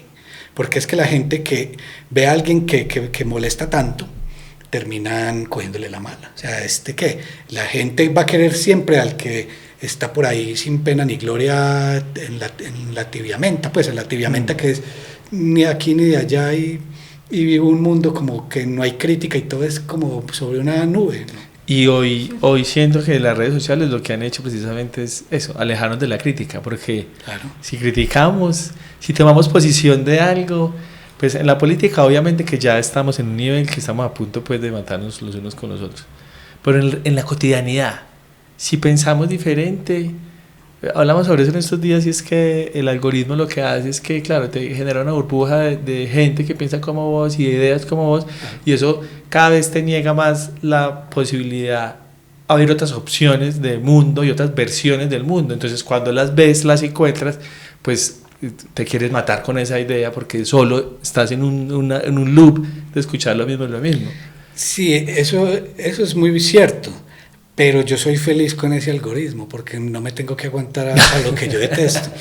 Porque si hay cosas que, pues, y lo digo desde la política, o sea, yo soy incapaz de escuchar ya del otro lado porque ya sinceramente me siento agredido, o sea, ya es diferente, o sea, ya es como, y sé, y tal vez puede ser por lo mismo el algoritmo, sé que no tengo que escucharlos, ¿cierto? Pero eso también es malo, o sea, vos al no escuchar al otro, pues estás negando la posibilidad de ver otras formas, pero como conozco al otro, es como decir, no escucho, es una conversación entre un humano y un marrano, y yo prefiero escuchar solo el lado de los humanos, y no me voy para el marrano porque sé que el marrano me va a decir, ¿qué me dice el marrano? No quiero meterme ahí. No quiero escuchar. Pues es una lección también, ¿sabes que existe? Es una lección. Sí, y es tanto que existe que está el país totalmente dividido, o sea, podemos decir que estamos a la par, y no nos desconocemos, pero no nos vamos a entender así de fácil, no creo. Sí. Pero no solo pasa acá, pues eso pasa al mundo, no, es una, Colombia hoy lo vemos acá, pero es lo que está pasando literalmente en el planeta. Obvio. Llegamos y no es la primera vez que pasa en el mundo. Ya pasó, nos calmamos porque nos matamos mucho y volvimos a arrancar otra vez. Sí, sino que hoy con el tema de la tecnología y las pantallas y las redes, pues sí tiene como otra connotación. Yo lo que dice David, o sea, yo lo comparto también hasta un punto, como que a veces, uno se cansa y... Lo que pasa es que es muy distinto ya en esta edad, pues ya ha sido una elección porque vos has tenido el tiempo suficiente también de entender eso que no te gusta, por qué no te gusta, por qué no estás de acuerdo.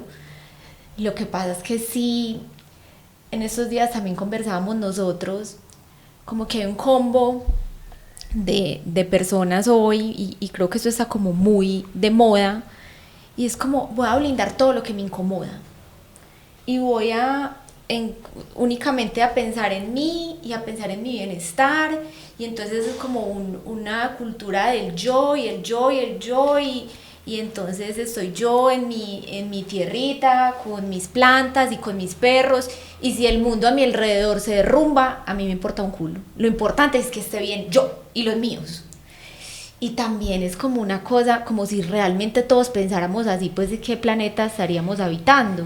Sí, eso, nosotros hablamos mucho sobre, ahorita ahí, lo voy a decir tal cual lo hablamos, y es como una onda neo hippie de yo me levanto, medito, y todo lo que me incomode lo voy a alejar de mí porque mi prioridad es que yo neo esté bien. Neo hippie pudiente, ¿no? Sí.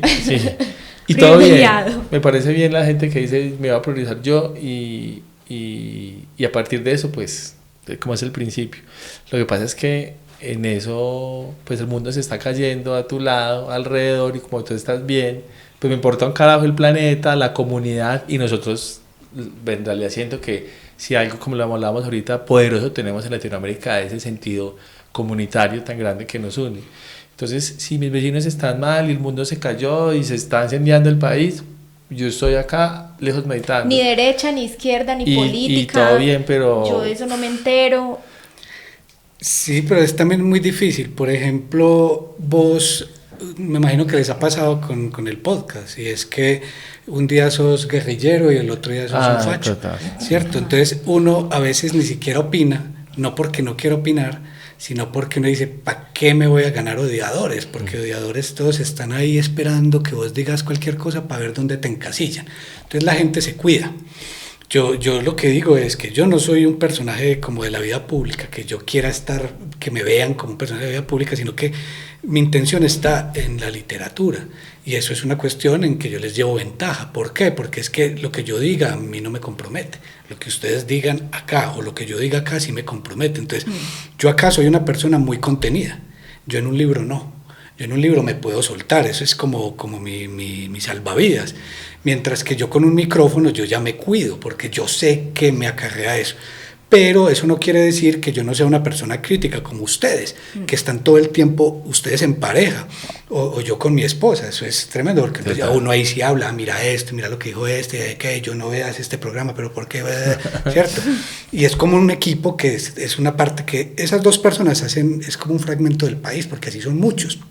Pero cuando salimos a la calle, nos cuidamos. Yo un día hice un comentario, como una burlita política en un evento literario, y lo tiré, así por encimita como el chistecito.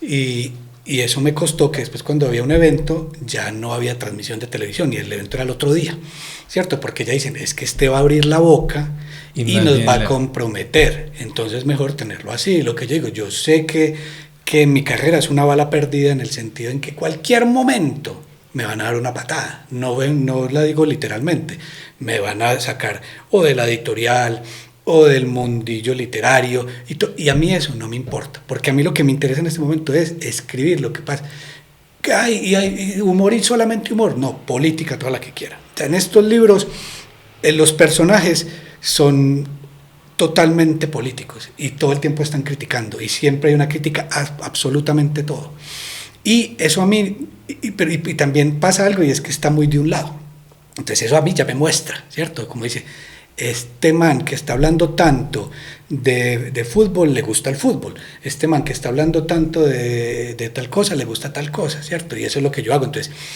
hay que decir, yo sí soy de los que pienso que hay que decir todo lo que piensa, pero sí hay argumentos para defenderse. Si vos no tenés un argumento, pues mejor quedarte callado, porque hay gente muy torpe que tienen muchos argumentos, solamente en una defensa. O sea, tienen argumentos para esa defensa y te pueden dejar a vos por el piso, por el simple hecho de que vos hagas un comentario lúcido y te lo destruyen, ¿cierto? Hay gente en este tiempo que todavía se opone a la adopción de parejas homosexuales, ¿cierto? Y uno dice, respetable, que digan otros que es respetable. Para mí no, ¿cierto? Y esas cosas sí las puedo decir acá y me comprometo, porque es como una idea política mía y una idea de vida y de sociedad. Y yo veo a todos los seres humanos iguales, ¿cierto? Y eso yo tengo que decir. Si a alguien le molesta, bien. Si a alguien no le molesta, bien. Derecha, izquierda, este candidato o el otro, cada quien por su lado. Yo no le digo a nadie vote, o sí, le digo a algunos conocidos, mira que es por este lado. Pero yo siempre estoy, y creo que uno lo debe hacer siempre, es mojarse. Y las cuestiones que pasan mucho en estos tipos de arte es que la gente no asume una posición política de verdad. Entonces, todo el mundo dice, no quiero perder lectores, no quiero perder seguidores, entonces nos estamos todo el tiempo autocensurando. Y qué bueno uno poder decir lo que se le dé la gana, que esté dentro de lo que se puede decir, y que no haya como todo eso que pasa con la censura. Es que todo eso es censura y autocensura. David, ¿vos crees que es necesario en el ejercicio de ser escritor ser un muy asiduo lector? Es obligatorio. Es más, hay escritores que no leen. Entonces yo digo, eso no existe, eso no debería existir. O sea, ¿cómo hacen? Y hay gente que quiere aprender a escribir y empiezan a escribir sin leer. Entonces, ¿qué consejo me da para yo escribir cuentos? Y yo le digo, ¿qué lees vos? Y me dice, no, yo no leo. Entonces yo digo, no, pues estás por el camino que no es. O sea, para vos escribir tenés que leer. O sea, hay un montón de cosas para leer y yo no te estoy diciendo simplemente leer a Balzac. No, si quieres leer a superación personal, pues léela, ¿cierto? Si eso te gusta y lo disfrutas, léelo. Y son intereses distintos, los que leen superación personal a los que leen Dostoyevsky, Balzac y todo eso, pero que lean. Todo el tiempo estamos leyendo, así no sea libros. O sea, estamos leyendo avisos, estamos leyendo un montón de cosas que están a nuestro alrededor, pero para ser escritores, obligatoriamente leer, y no solo haber leído, sino seguir leyendo. O sea, lees mucho. Tengo que leer todo el tiempo, incluso cuando uno está bloqueado, que me dice, no tengo como que contar, no me provoca escribir, la solución está en la lectura. En una de esas lecturas vos decís, mira esto, me gusta para yo hacer algo por el estilo. Y eso es, o sea, nadie de la nada hace algo original. Fernando Vallejo decía que él había dejado de leer para no plagiar, o sea, para no hacerlo de los otros. Y termina haciendo todo lo contrario. Si vos no lees, terminas haciendo lo de los otros. ¿Y vos sentís que el haberte ido para México también fue como una manera de enriquecer ese universo literario tuyo? O sea, que si eso no hubiera sucedido en tu vida y te hubieras quedado escribiendo los informes en la Antioquia, pues no se te hubiera abierto también como otras posibilidades de contar. Todo el tiempo lo que es como lo de la fatalidad, o sea, la fatalidad es lo mismo, pues, que iba por acá y me decidí ir a comprar una cerveza acá y ahí me mataron, ¿cierto? Si hubiera seguido por acá, hubiera dormido, hubiera sido un premio Nobel de algo, ¿cierto? Y por solo una cuestión que se movió, vos perdés. Yo estoy seguro que México me abrió el camino a unos libros. Yo tengo 10 libros escritos y del quinto para acá es otro escritor. Y del quinto para acá me pongo a ver, es el David que fue a México, ¿cierto? Porque es que había otra forma de escribir, o sea, es que todo influye, y es el tiempo que tenía para escribir. Ya no tenía las amistades aguardienteras, ya no tenía a la mamá al lado, o sea, ya era un montón de cuestiones que te abren un mundo diferente y vos terminás siendo de alguna forma otra persona y estás viviendo en otro mundo, por más parecido que sea todo. Entonces yo terminé escribiendo un libro que se llama Bebestiario, por el simple hecho de que yo un día estaba tomándome una cerveza en una calle de Guadalajara y llegó la policía y me dijo, eso es prohibido. Yo no sabía que no se podía beber en la calle porque soy de Medellín y porque vos te emborrachás en el parque tomando aguardiente así hasta pasa el policía y le das un chorro. Y entonces yo decía, eso no me cabía en la calle. Yo decía, no se puede tomar en México porque si no. Entonces yo dije, voy a escribir esto. Y terminé escribiendo un libro de borracheras y de borrachos y muchos temas mexicanos. Y terminaba llegando al tema de las becas, a la literatura mía, o sea, ¿cómo pueden becar a alguien para que escriba una novela? Estos mexicanos sí están regalando la plata, ¿cierto? Pudiendo becar a un ingeniero y becar a alguien para que escriba bobadas. Entonces empiezan a aparecer un montón de temas que no podrían aparecer si yo no me hubiera ido. Si yo no me hubiera ido, ¿qué sería de mi literatura? No sé. Puede haber escrito más libros, menos, otra cosa, no estuviera escribiendo. Pero la ida a México, sí, ya comprobado, me cambió el panorama totalmente de la escritura. Y los temas, todo lo que viví, nunca hubiera sabido que es un pipope. Y los insumos de la noche, que en la noche es donde más pasan cosas, las cosas más inverosímiles, conociendo los personajes más particulares, alrededor de la fiesta, del chorro, del aguardiente. Hoy seguramente sales menos de cuando tenías 20 años, esos insumos, ¿dejaste de escribir de borrachos o de dónde sacan los insumos hoy? Sí, yo antes decía que a mí, si alguien quería saber de mí, que me buscaran pues en una cantina o en un parque donde estoy viendo. Yo ahora digo que en una panadería, porque más o menos, igual, ya no como pan por los triglicéridos. O sea, ya uno va cambiando, y como uno va cambiando, van cambiando los temas y los intereses. Ya, pues que escribir de borrachos, yo no sé qué pasa, pero todo el tiempo me están llegando los borrachos, y todo el tiempo escribo de alcohol, pero son como otros enfoques.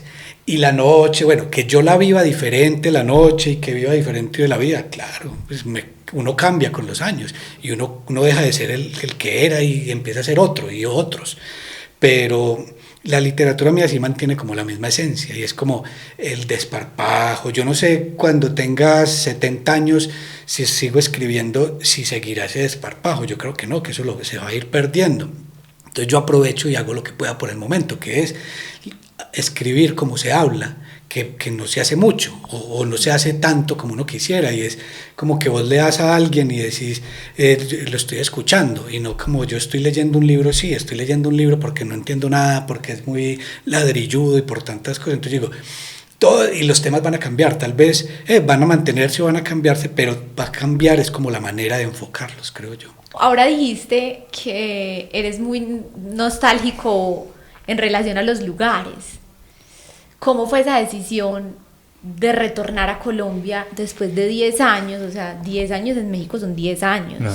Ahí sí me dio guayao. O sea, cuando yo me devolví, o sea, es una historia larga, porque primero es la decisión de que México te da todo, en becas, en todo eso, pero cuando ya vos te gradúas, llega el momento del trabajo y prácticamente vos te tenés que regalar. O sea, vos decís, te regalas 2 años sin cobrar un peso para que trabajes en una universidad dando clases, a ver si de pronto te metemos. Y ya no están las mismas posibilidades. Y ahí es donde uno de verdad se empieza a sentir como extranjero. Y yo no soy de acá, yo ando sobrando. Y no están las posibilidades y empieza ese tema maluquito. Entonces mi esposa se devuelve y yo me quedo allá como terminando el doctorado, pues lo que estaba haciendo, y empiezo como a decir, sí, ya me tengo que volver. Entonces como a hacer como el luto. Mi esposa se devolvió y le importó 5, porque ella sí no tiene apego a los lugares, yo sí. Y yo ya viniéndome, y yo ya llevo 3 años sin estar y todavía me extraño Puebla. Pero a veces yo creo que el apego a los lugares es el apego como al contexto de lo que yo vivía. Si yo estuviera viviendo donde hay mucha bulla o pasa algo muy que me molesta, pues yo no voy a tener apego a ese lugar por más de 50 años que vivo ahí.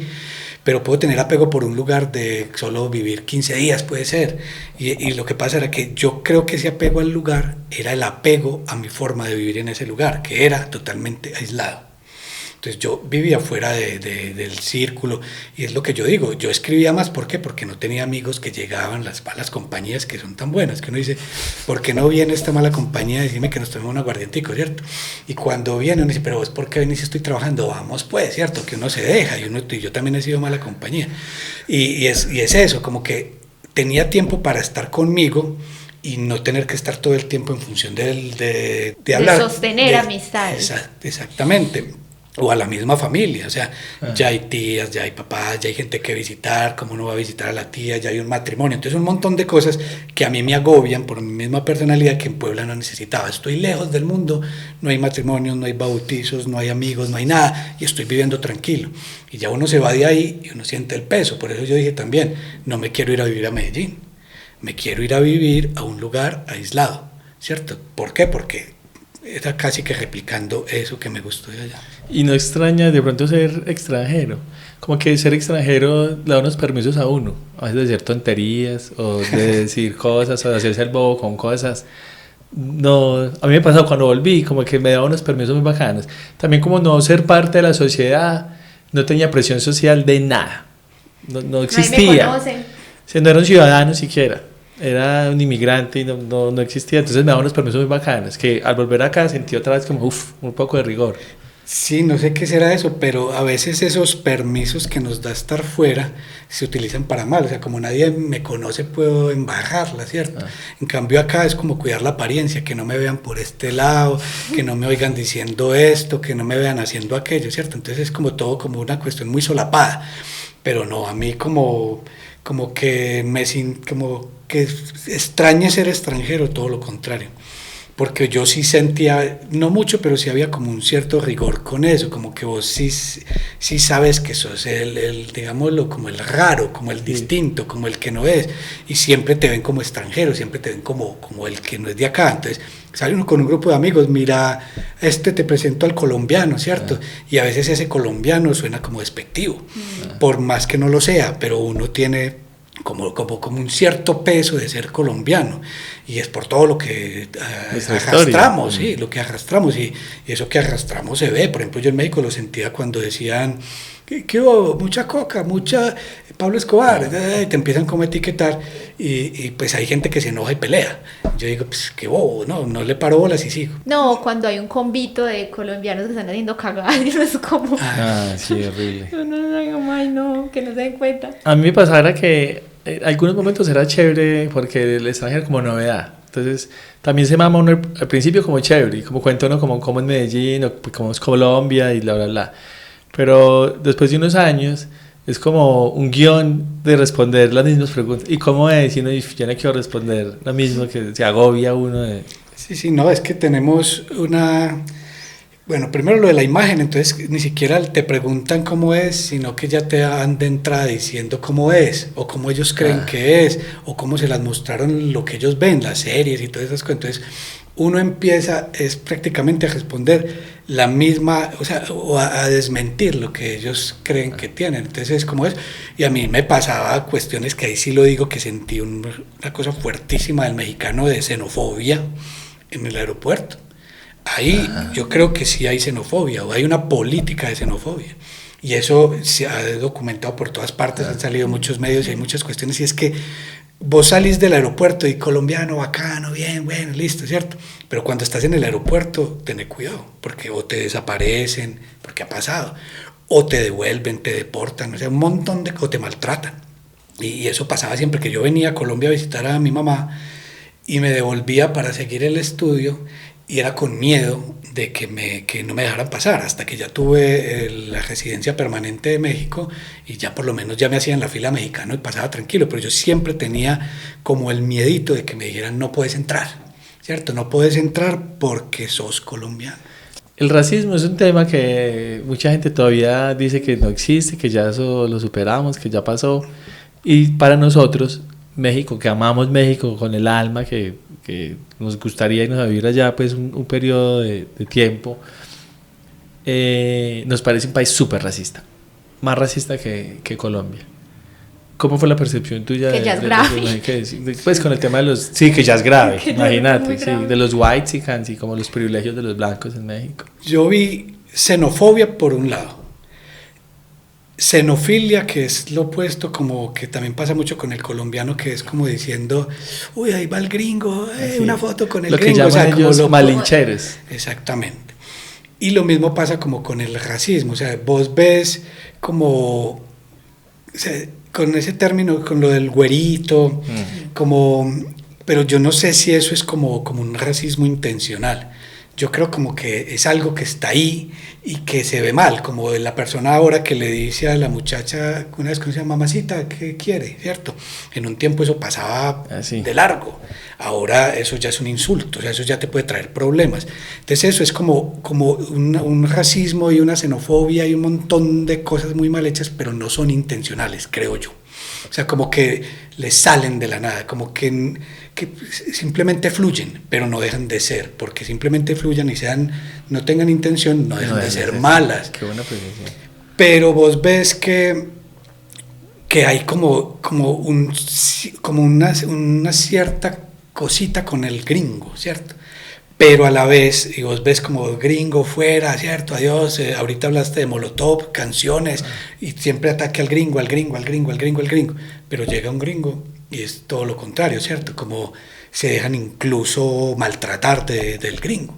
Entonces es como una cuestión, pero eso yo creo que en Colombia se vive por toneladas, o sea, somos racistas a tope, es que somos todos, o sea, que eso ni se discute, como de racistas, de xenófobos, de homofóbicos, tenemos pues los males más grandes del mundo y pues con eso hay que convivir, tristemente, pero también creo que lo que nos toca a nosotros es más que convivir, mostrar siempre la incomodidad, y por eso es lo que hablaba ahora, que en el arte también hay que hacerlo ver, para que tratar de que un poquito de gente por lo menos se sienta aludida, porque si no cambian, por lo menos que se sepan mencionados.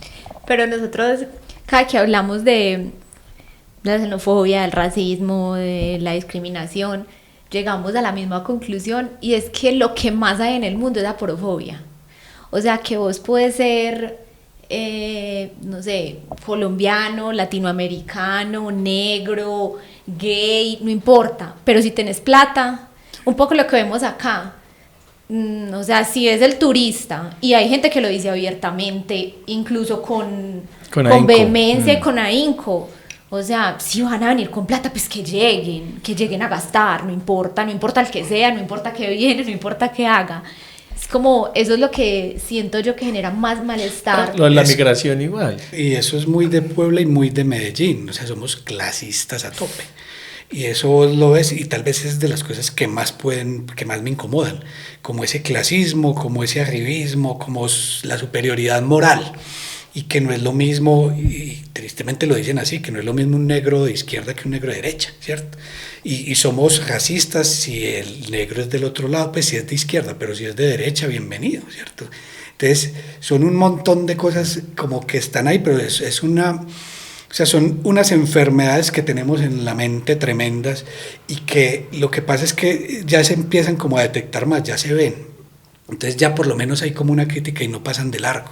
Ya por lo menos alguien dice tan arribista, tan clasista, o sea, ya identificamos que y es en un punto tremendo. O sea, somos clasistas a tope. Y eso es de los males más grandes del mundo. O sea, es que no es lo mismo el que tiene plata que el que no. No importa, inclusive hay muchas familias que no importa de dónde venga la plata, pero si el hijo llegó con plata... Eso sí que es un clásico acá. Eso no se habla, pero la plata llegó. La camioneta está ahí parqueada. No sé qué hará, pero llegó.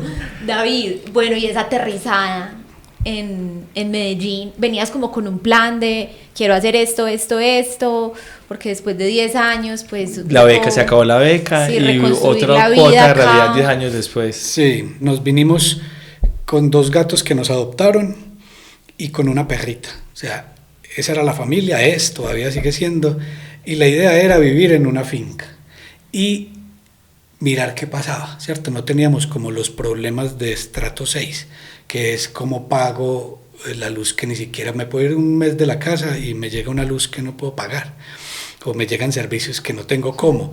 En donde yo estoy viviendo, donde vivimos nosotros, es un lugar que es del campo, o sea, todavía es un lugar rural, donde pues uno todavía puede estar tranquilo por cuestiones económicas, que es como a lo que tiende a preocuparse uno.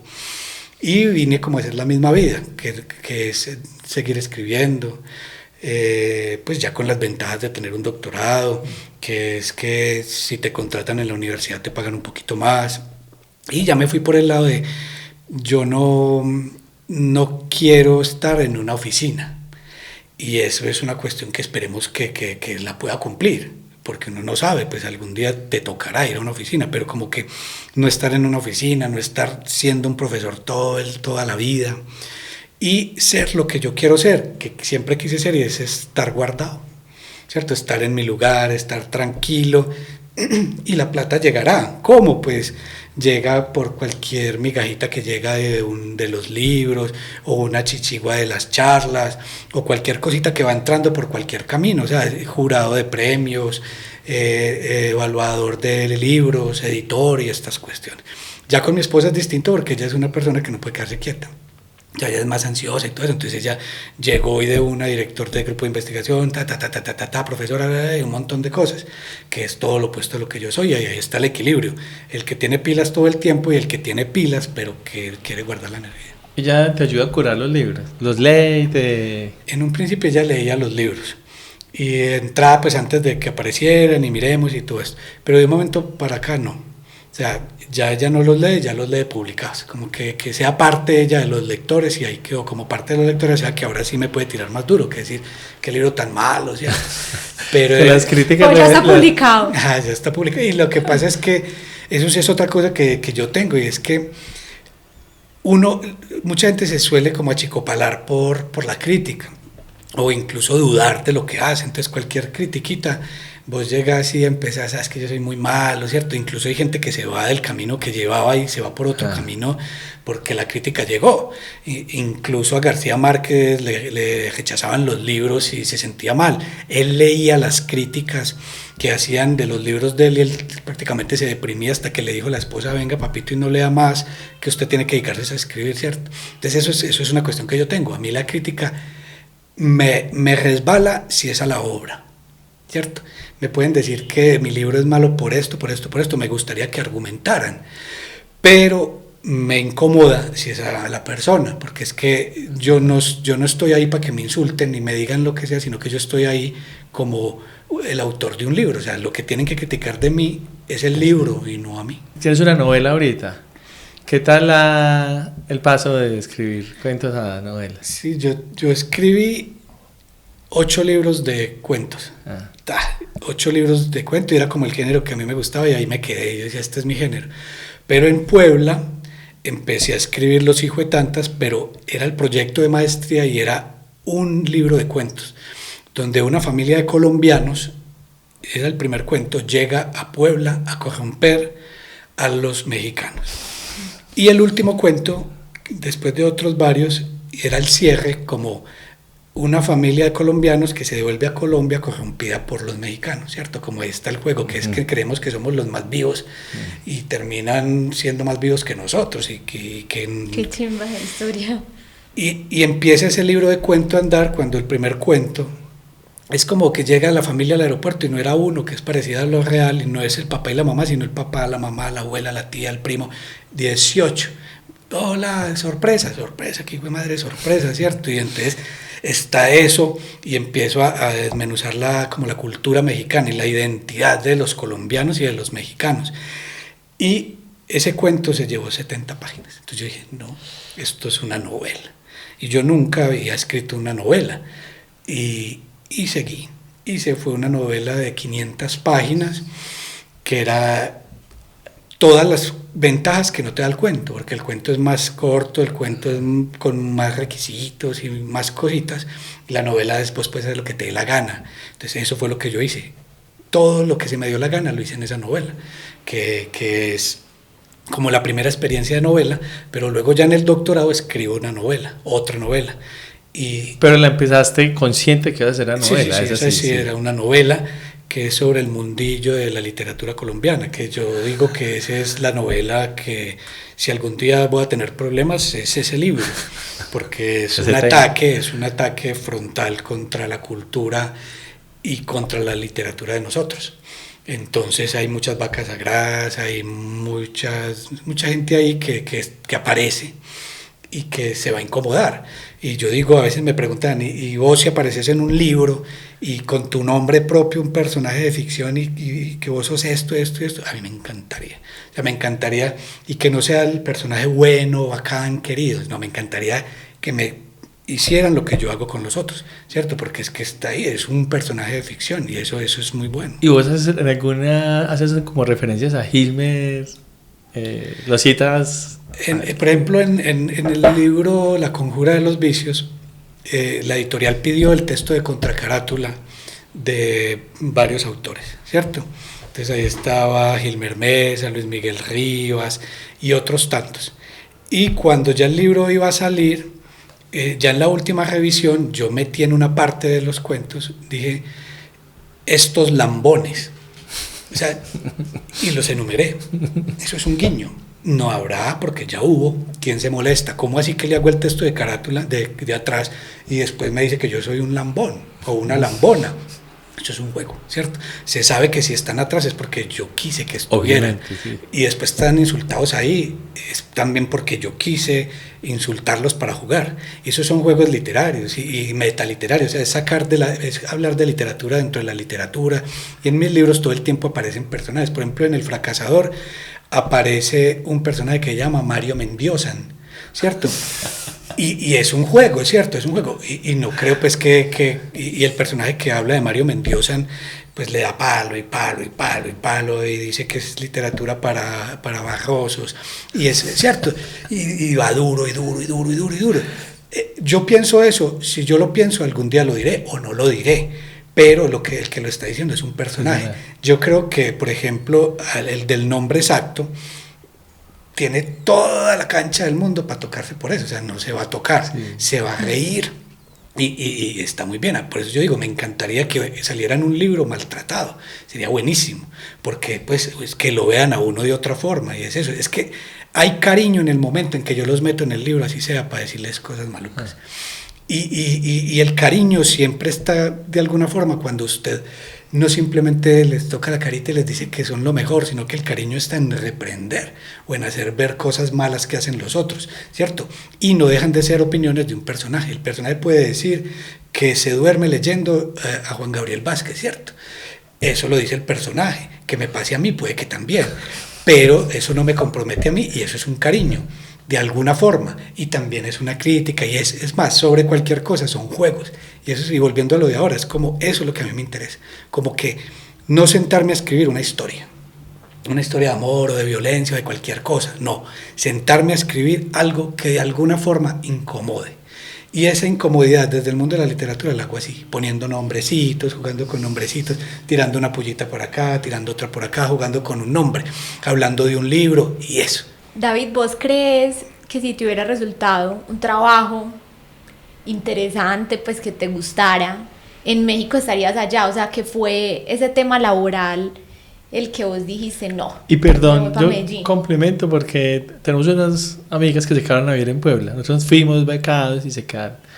Nos han dicho que la gente es muy amable y muy querida y con los colombianos ahí hay una relación chévere hasta que sienten amenazados que tú te vas a quedar con un espacio laboral de ellos. Ahí todo cambia. Sí, pues yo ya lo dije, y es que Puebla es muy lindo y maravilloso y todo lo que usted quiera, pero que tiene solo un defecto, y es que está habitado de poblanos, ¿cierto?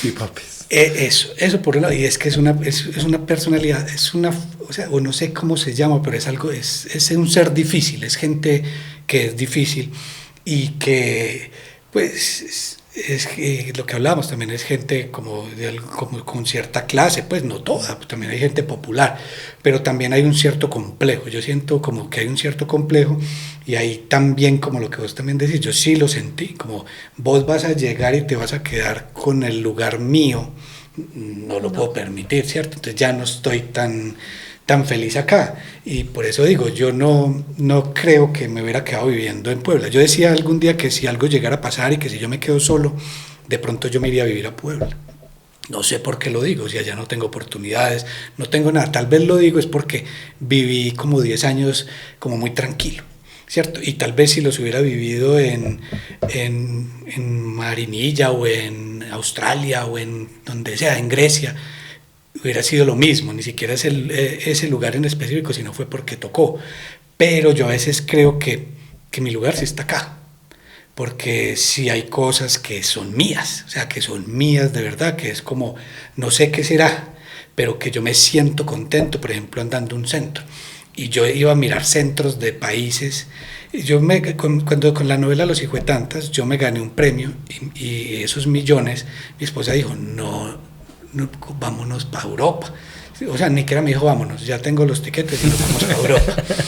Y nos fuimos y yo llegaba a ver todas esas ciudades pues, en Italia, en Grecia, en España, y yo las miraba como con cierta como admiración, como con una cierta curiosidad, o sea, era un turista. Y de alguna forma yo en Puebla nunca dejé de serlo, siempre era un turista. En cambio acá por más de 10 años, y era como que yo siempre veía como que había alguna fascinación, como que vamos a esto, inventémonos otro lugar y vamos y miremos. Y creo que me recorrí más México que lo que conozco Colombia.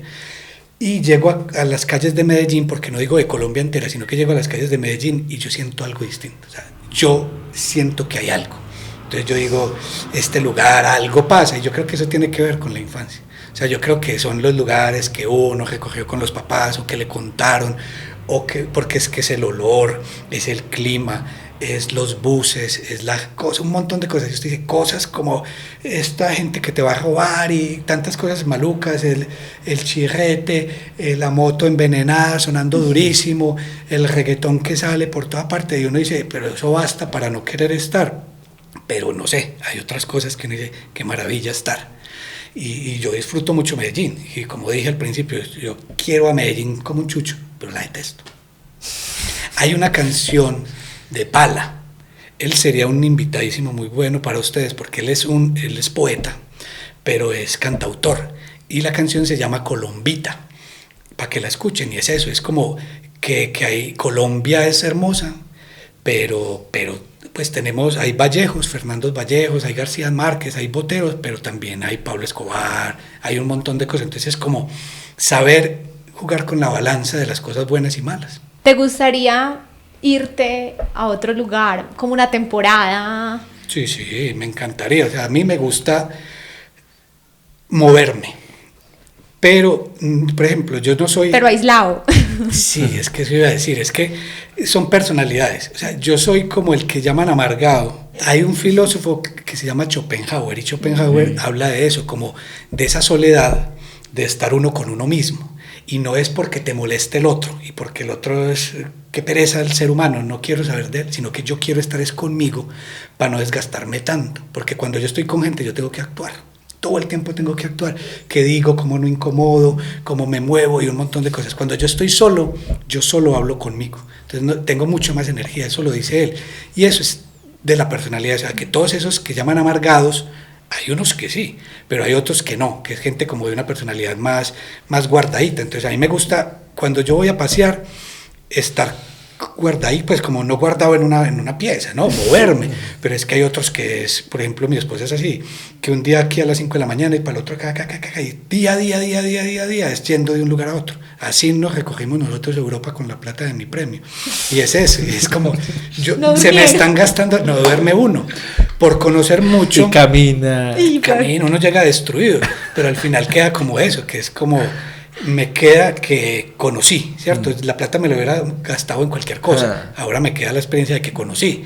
Y si fuera por mí, pues me guardo un poquito. Yo en México, pues ya de tanto ver pirámides, ya estaba aburrido. Entonces me decían, vamos para este lado a ver otras pirámides. Y yo decía, no, yo me quedé. Y me decían, no, ¿cómo te vas a quedar si son distintas? Y sí, pueden ser muy distintas, pero para mí eran lo mismo. Sí. Pero eso está muy en la cabeza de ciertas personas. Pero sí me iría gustoso a andar el mundo. Yo quería decir que, así como vos, hay personas que creo que la tienen más de para arriba, es que les encanta estar con gente para no estar con ellos mismos. Abundan, eso pasa mucho. Pero bueno, ese es otro tipo de personas. Y pues las compadezco. No me entiendes, no tampoco llegar a compadecerlas, pero sí decir que es que uno termina etiquetando siempre, y es como o poniendo de acá y de acá, y a veces que todo está en el equilibrio, y no, que sí, de pronto sí, más guardadito, menos guardadito, no, que cada uno sea como es, ¿cierto? Pero si vos te casás con una persona que le gusta salir, pues serías vos muy mala persona si no te das tiempo para salir con esa persona, ¿cierto? Entonces hay que poner de la parte. Y muy mala persona a esta persona si te obliga a vos a salir todo el tiempo. Entonces es como cuestiones de equilibrio. Pero yo sí pienso que es mi personalidad y es de qué bueno estar conmigo, ¿cierto? Y estar tranquilo conmigo y relajarme conmigo y hablar y escribir y hacer todas las cosas como mías. ¿A qué le tienes miedo? Pues no sé, mira que paradójicamente puede ser a la soledad, porque es que no es lo mismo estar solo que estar, pues que ser solo, no sé cómo de comparar, como no sé si me hago entender, que uno a veces disfruta estar solo, pero no quisiera vivir solo, pues que estés solo vos, no. La decisión más difícil que has tenido que tomar hasta ahora. Es que yo ando por el mundo como dejándome llevar tranquilo, o sea, como sufriendo y haciendo cosas, pero como que no, puede ser tal vez y esa ida a México, pero que me benefició un montón. ¿Crees en Dios? No. ¿Qué piensas de la muerte? Que llegará, ni siquiera me preocupa y tengo como tal vez que eso puede ser raro, pero soy como muy desprendido, o sea, si se llega a morir alguien que quiero, lo sé llevar, o sea, no me destruyo, no pasa nada, o sea, yo vine de México a enterrar a mi mamá y lo supe llevar, o sea, no me dejé acabar y me supe ir a volver a México quedándose mi papá solo, ¿cierto? Y son decisiones que yo tomo, en ese sentido yo creo que soy muy frío con respecto a la muerte, como que no me preocupa. ¿Y la vejez?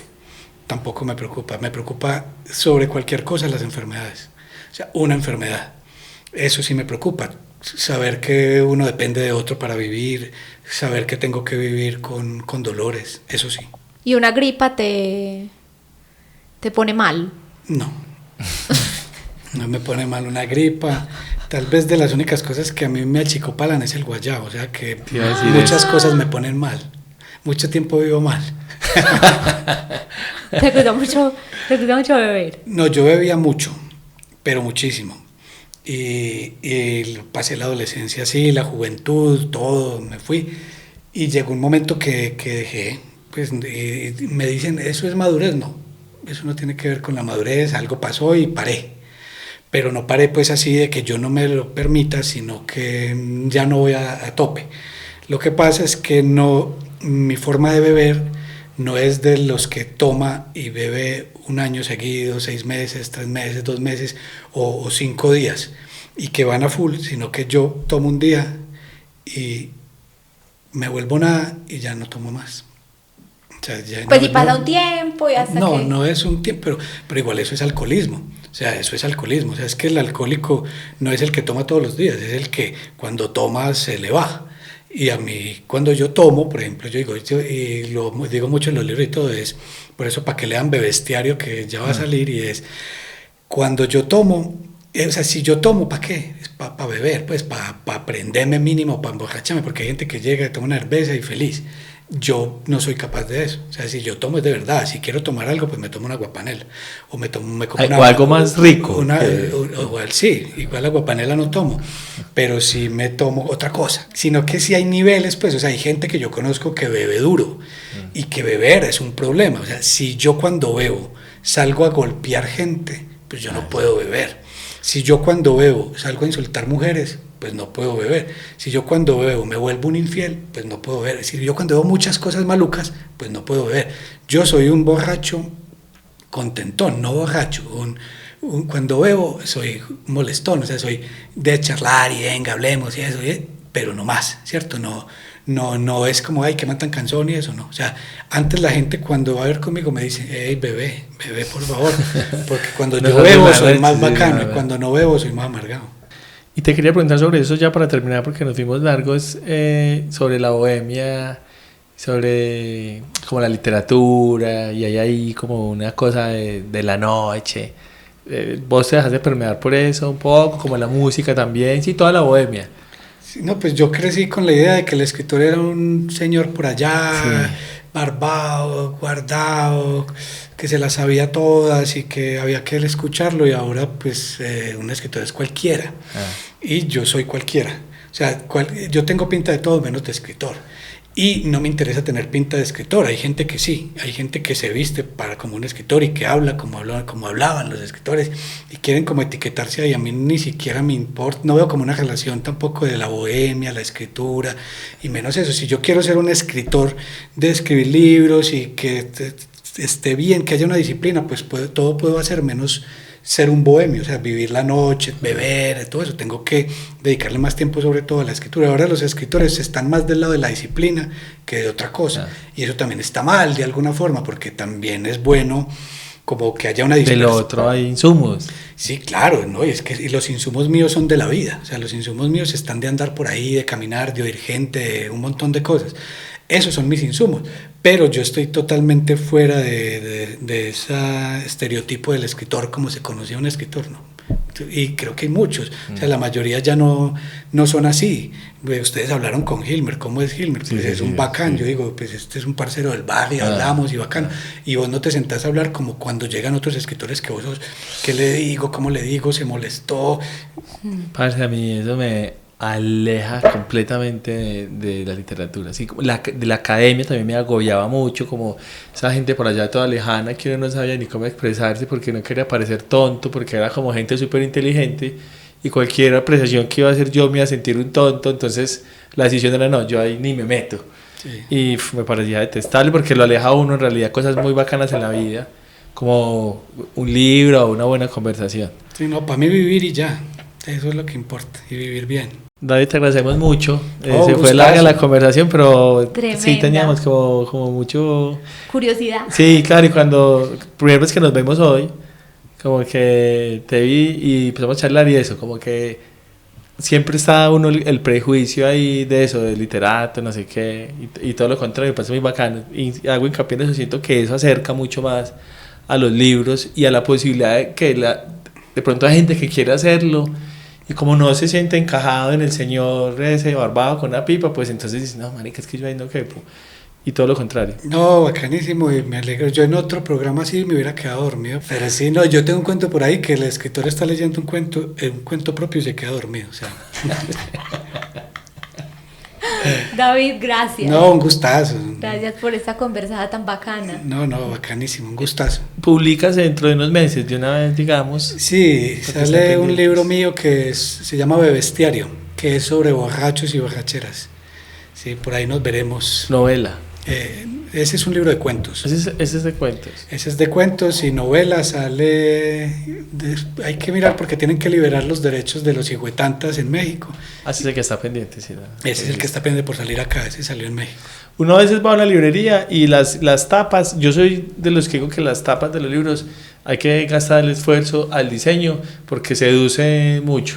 A veces uno va viendo y de pronto yo esto lo he visto, ahí los dejamos para que vean y esos no son de nosotros, nos los prestó Hilmer. Sí, para hacer para echarle una ojeadita. Ya pero la tarea les quedas de comprarlos. Claro. Sí, de leerlos, de comprar. No, claro. No, y voy a hacer de una vez una cuña que me parece que nunca nos la pidieron, pero la voy a hacer, es si les da pereza ir a las librerías, métanse al e-commerce de Penguin, que ahí encuentran esto y muchas cosas más. Todos estos libros. Entonces, bueno, ahora sí, muchas gracias. Listo, hermano. un gustazo. Ahí seguimos hablando. Chao, gracias. A ustedes muchas gracias por vernos, por acompañarnos cada 8 días en estas conversaciones. Esperamos que hayan disfrutado mucho de este episodio. Ya saben que si quieren estar más pendientes de todo lo que se viene y todo lo que está pasando, nos encuentran en todas las redes sociales como @nohaybanderasEnMarte. Y vamos a dejar acá todos los datos por si quieren conseguir los libros. Cuando hicimos el episodio de Hilmer, nos escribían mucho como, no, yo quiero ese libro, yo quiero tal libro. Y creo que son libros estos que lo mantienen a uno como muy conectado a nuestra cultura. Como que siento que cuando uno está lejos, valora mucho como sentarse a leerse un libro en español, por ejemplo, si está en un país que no es de habla hispana. Y creo que aquí hay mucho de la idiosincrasia colombiana contado de una manera muy particular que creo que lo pueden disfrutar muchísimo. Total, ¿saben que nos dijo alguien que El fracasador, es como el libro la versión en libro de la película Un poeta, y qué loco porque cuando hablamos con David nos dijo salió primero el libro, luego la película, y hay gente que ha hecho como esa conexión. Entonces creo que les puede gustar mucho. Ahí les dejamos el recomendado. Nos vemos en 8 días. Chao.